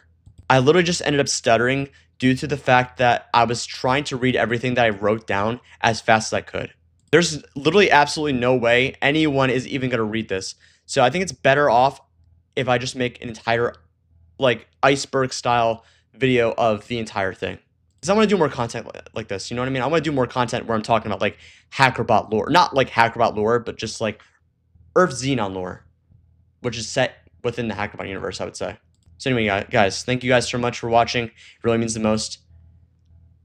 And I'll see you guys in the next video.